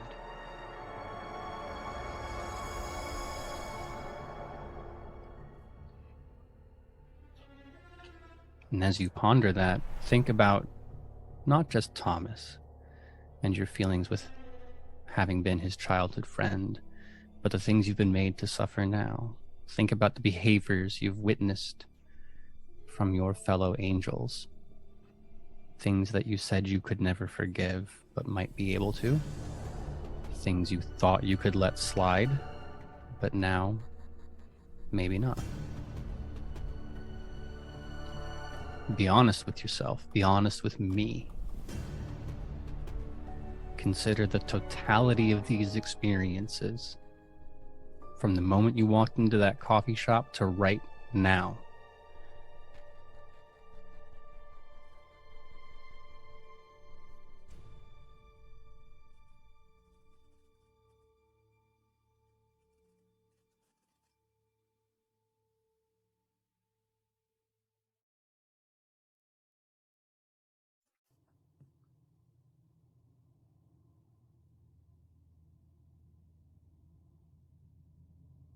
This is good. I like that it's taking this long. I can see people thinking actually quite hard about this.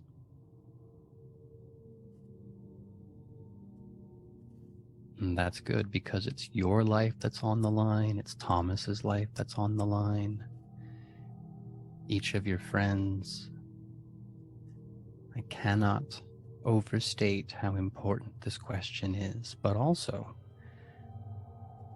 that you tell the truth to yourself and to me as you answer it.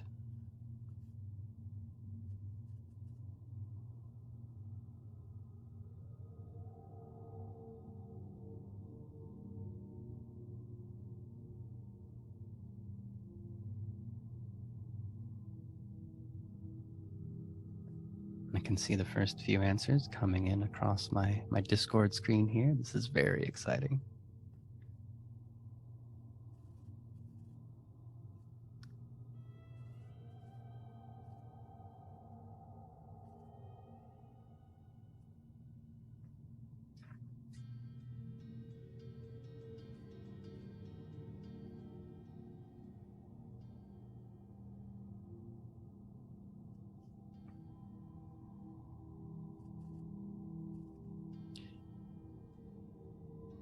Okay, I have a couple answers yet.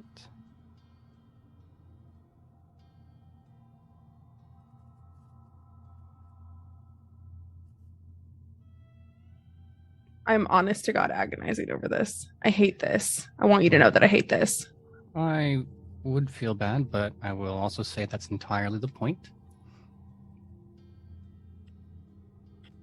And not to put too much pressure on it, but you're the only one who hasn't answered yet. Yeah, no, I believe that. Let's go on. You said, sorry?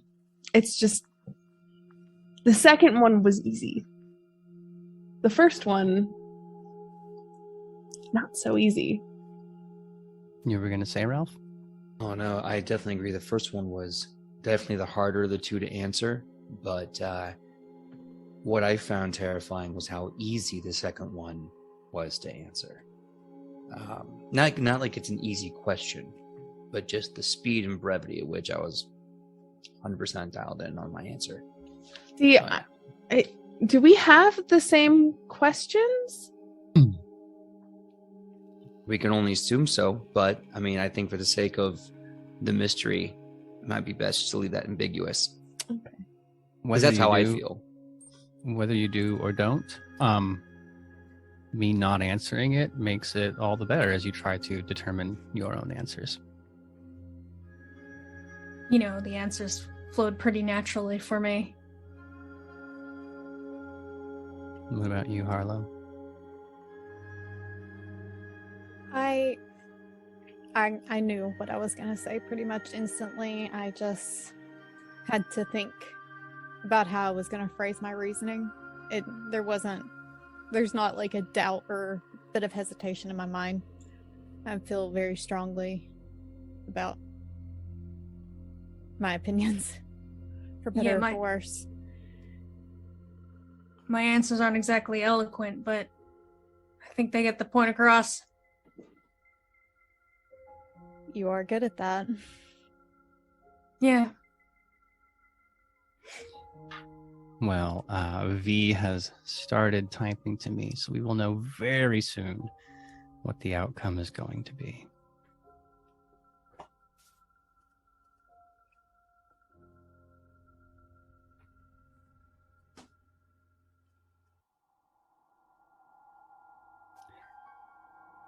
If you end up playing this scenario with your home group, I super 100% recommend having these letters and then hand them out to people at the table, have them write their responses on it and give it back to you.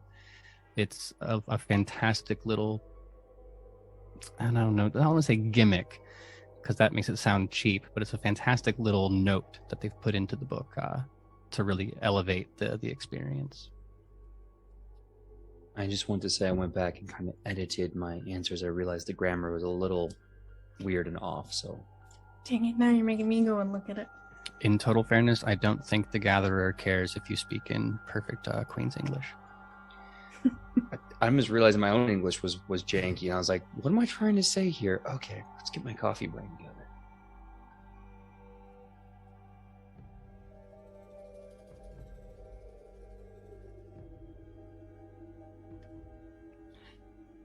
Well, it's been decided.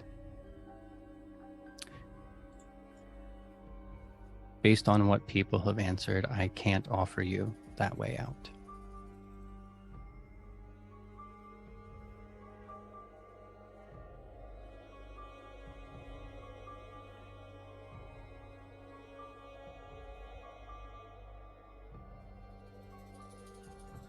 I'm willing to let that reaction hang for a moment, but the important part is that you've all answered honestly.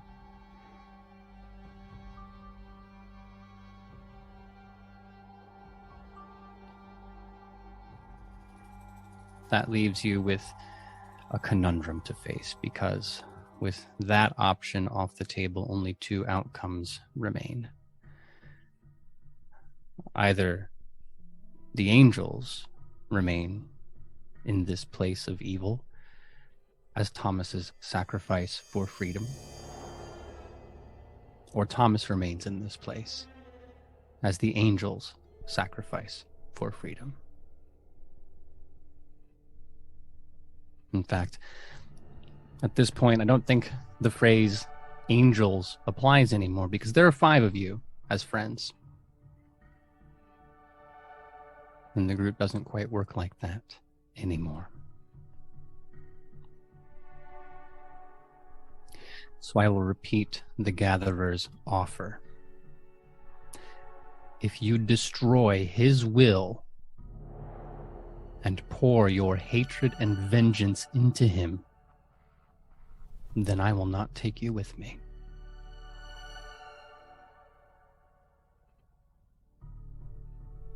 That is the price of your freedom. Is in a final moment of defiance to tell Thomas how you really feel. And I was going to save this for later, but I think it's going to put quite the emotional sting on the moment. There's only one of you who actually has to cross that line. So Gabby, as the one who rejected the outcome, you and you alone are invited.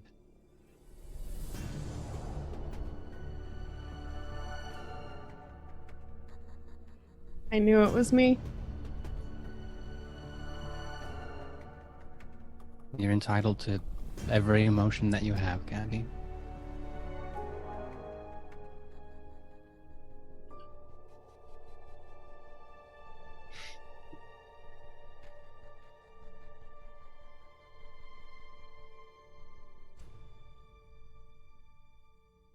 I just kind of look at the rest of the group. What do I do?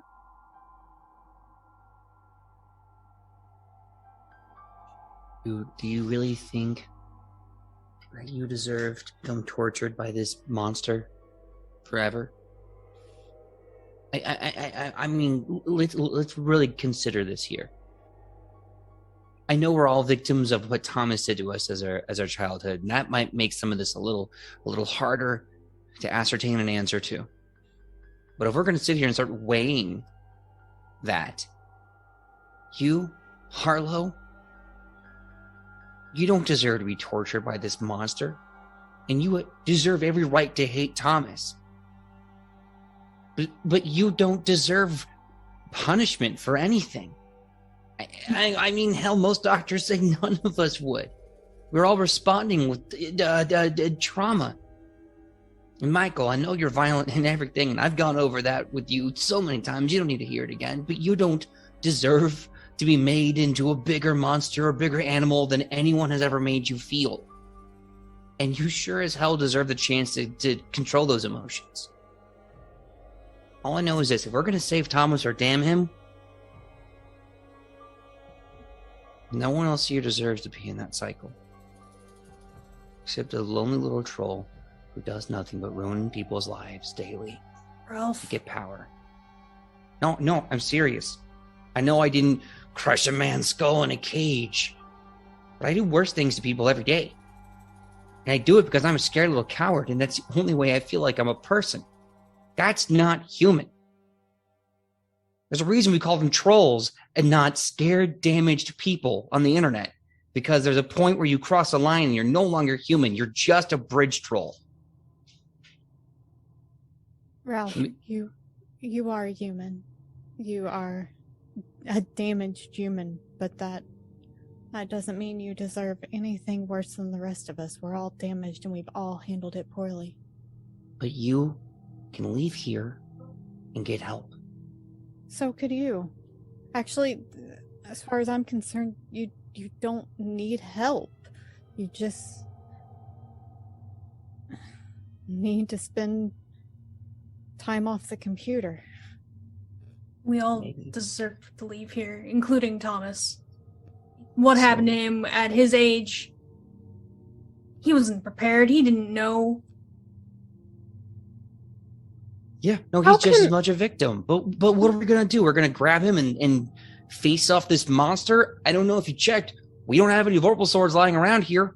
Metaphors notwithstanding, there has to be a price paid. Well, to be perfectly clear, the price for the four of you to leave is only that Gabby condemned Thomas to this place. Thomas summoned you here because you were his friends, and he thought you would rescue him. And all you need to do to walk out this door and back to your normal lives is to turn your back on him once and for all. So do we condemn him? I mean, he's a victim too. How are you Okay. guys able to forgive him? 12 years old. I never told any of the adults in our lives what was happening to them, but we all knew. We all knew what he was going through. We knew. He didn't tell me anything. Aside from the fact that he had a bully. But I never saw anything. He didn't share anything with me. Is evidence what you need for duress? For torture? He was put in a desperate situation as a child. It doesn't matter if you knew what was happening or not. It's still very evident. I think we've seen the evidence now. And with that being in mind, of course he's going to reach out to whatever power is going to save him. But he could have reached out to us. He could have. And he didn't. Should've. What would he do? Go back to the foster system again? Find another group of people that were going to treat him like a piñata for humiliation? Michael's dad loved him. Could have gone to live with him. There are always options, right? And he didn't include us in his. We talked about this. He was 12 years old. We were all children. Powerless and afraid. And he reached out to the one thing whose power was so mighty it blew his mind to possibilities. And in that rage and pain, look at what he created. And then when it became too much and he wants to fix himself and leave this monster, now we're damning him? We can leave him to die, and honestly, sure, I can see that. He caused this trauma on all of us. But at the same time, if we just leave our good friend, my best friend here, in a prison hell of his own making, I mean, then why do we deserve a second chance? I know when I was a kid, I treated him roughly, but I was never mad at him. I never hated him. I was jealous. I was really jealous. You hear that, Thomas? I don't know if you can hear us, but that's how it was. My parents, they loved you. They loved you more than they loved their own son. And I know my friends felt very much the same way. So I had that animosity. But I was never mad at you.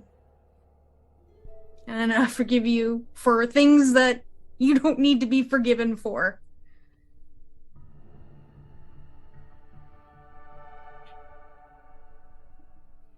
Gabrielle, is it really the case that someone you counted among your friends could suffer so that you can't conceive of a universe in which they might hide those things from you, not out of malice, but out of helplessness or fear? Is it the case that in someone's darkest moment, so dark that they reach out beyond the veil to grip hold of something foul because despite the price it gives them the power they need to move on?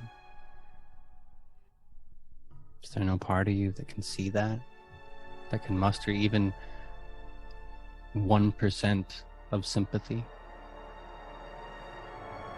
And if not for Thomas, and for your friends, is the hate that you carry forward for Thomas right now? It's not hate.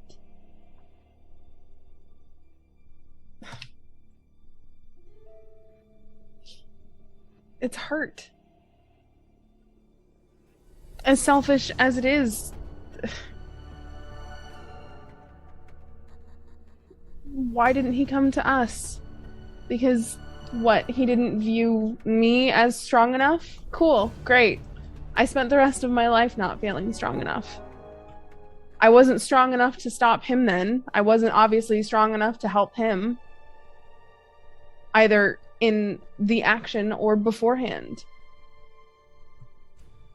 So it's not hatred at all. just very introspective right now.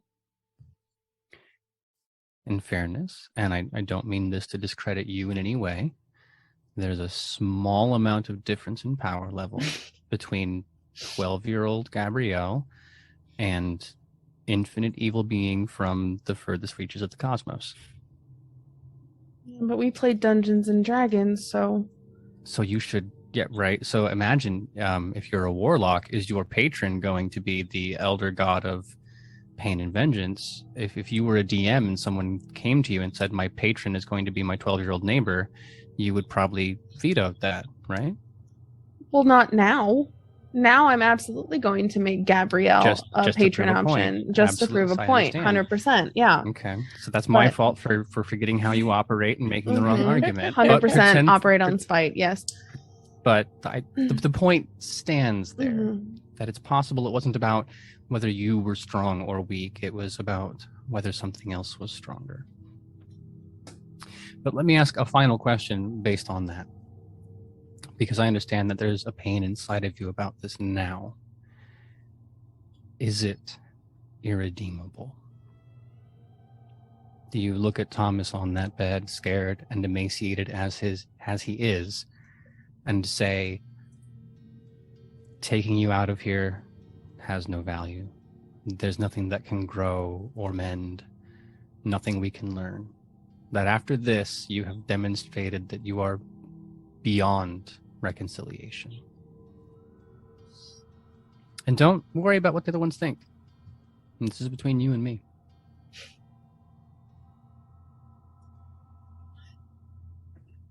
No. I'd like to. No, I believe that people are capable of changing. I know that people can strive to be better, to do better. I've been clawing back from that for years. And if I didn't believe that people could change and become better versions of themselves, then I'd be fucked.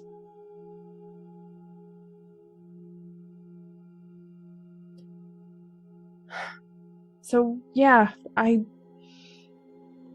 obviously, maybe it's not obvious, but I do think there is some part of him that is redeemable. It's just gonna take time, and I don't know if we have time, and obviously he's not in a place to be better right now, so but no, to answer your question plainly, no, I mean I definitely do believe that he is redeemable. Then based on the answer to that question, are you in a place to reconsider how you responded to the questions I've asked you before?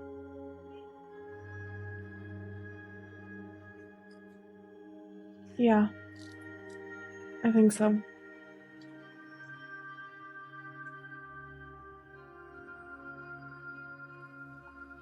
Would you like my new answer? I think I can guess, but if it would satisfy you to tell me, I can. I mean, it's literally it's if it's not one, it's the other, right? So yeah.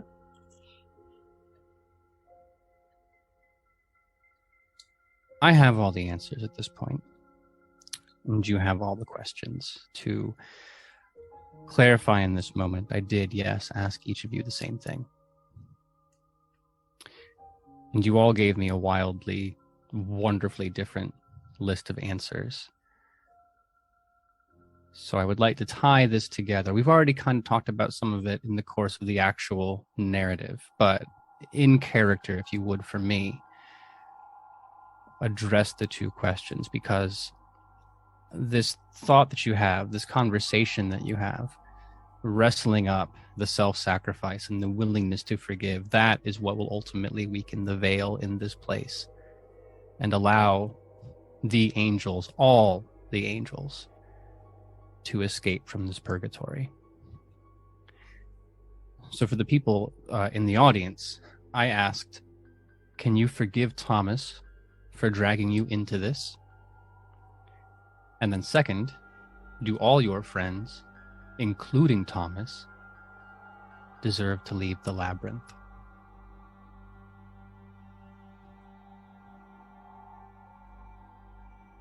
We know the answer now collectively, but I'll tell you what happens and then we can talk about why. You have this conversation as you're approaching the circle, Gabby, and not for nothing, there was that little bit of self-doubt, that looking over your shoulder, wondering if it was the right thing to do.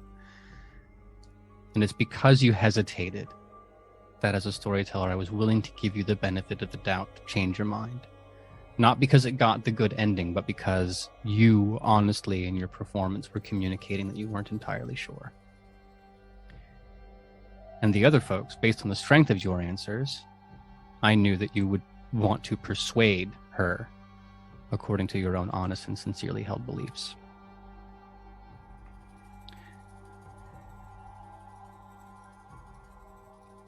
The flashbacks that we've had so far have all operated in a pretty similar way. That one moment you reach out and there's some touchstone action that drags you into a different part of your life. And that's the moment that you're going to experience now. Not a physical action, but a mental one, an emotional one.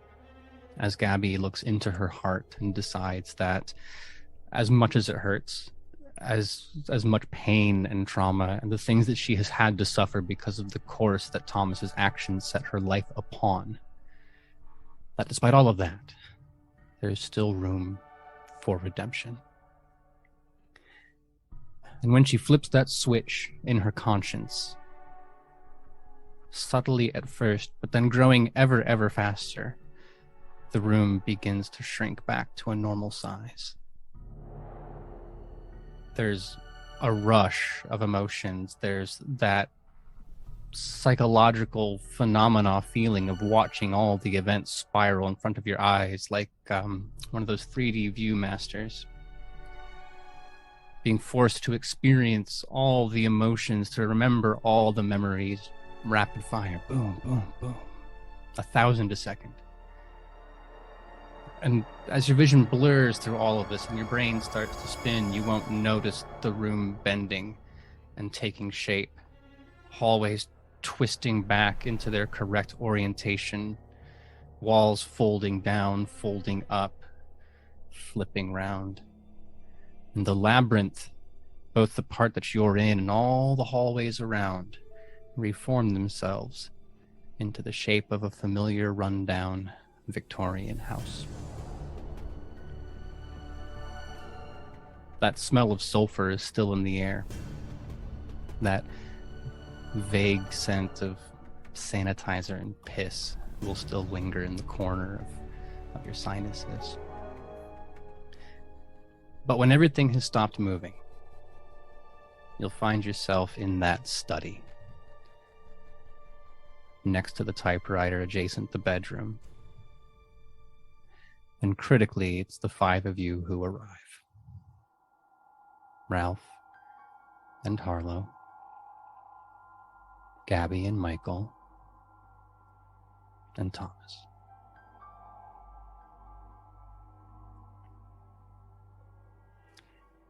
If ever you have laid eyes upon a more helpless creature, wow, he's in a bad way.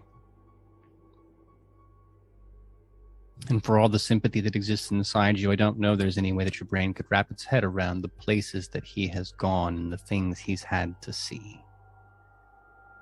That the price for vengeance is one act for him, and then countless others that he has to repay his debt with. And that it's not just a physical price. It's not just being locked away in another dimension where you don't have to eat, but you still lose weight, where you don't need to drink, but your skin still tightens around you as all the moisture leaves your body. But the emotional and the psychological,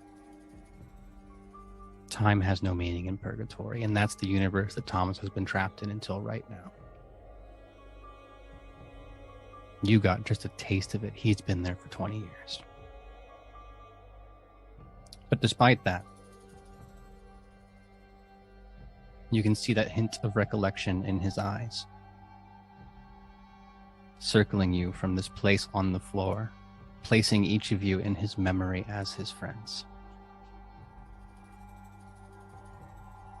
And before we slide into the epilogue and talk about what happens after, the last thing you'll hear him say in this scenario is, I knew I could count on the angels.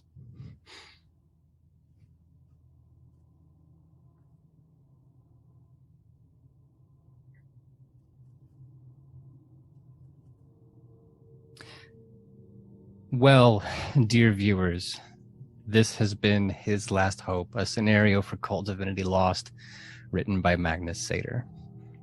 I, as always, am Aaron, your storyteller. I have been joined by the utterly wonderful angels, playing techno wizard and occasional masturbator Ralph. It's PJ. Good to see everyone. Can somebody clip that? I want that clip, please. Occasional. Not frequent, just occasional. Just occasionally. Once in a while, when the mood Yeah. strikes. Yeah, Playing, it's a treat. playing the walking embodiment of machismo, and so far as we know, responsible for only one homicide. Michael, it is Zoe. Thanks for watching, everyone. Playing Harlow, who single-handedly keeps her neighborhood liquor store in business. It is Krissy. She and I have that in common. And who, by the grace of God, arrived at forgiveness, that despite the traumas she has suffered, is willing to extend one last chance. As Gabrielle V. Thanks all for watching. Oh, this was so much. Indeed, so much. We are going to go immediately out of this into our safety debrief, walk some things down, and then once people have calmed down, we're actually going to do a quick little review of the scenario. Things we liked, things we didn't like, and go from there. You will be able to find that on our Patreon channel. If you haven't been there before, give it a look. You can get some good stuff for $5. You can get some great stuff for $50. I don't know. It's up to you. But we will take off for now. This has been so much fun for me. I hope everyone else had a, yeah? Oh yeah. It was a lot, but it was so much fun. Oh yeah. I can't wait to do it again. Yeah, we do have some Again. we do have more coming in the pipe. If you've liked Kult, well, we'll see you in a couple weeks. But until then, good night. Bye. Good night. Bye.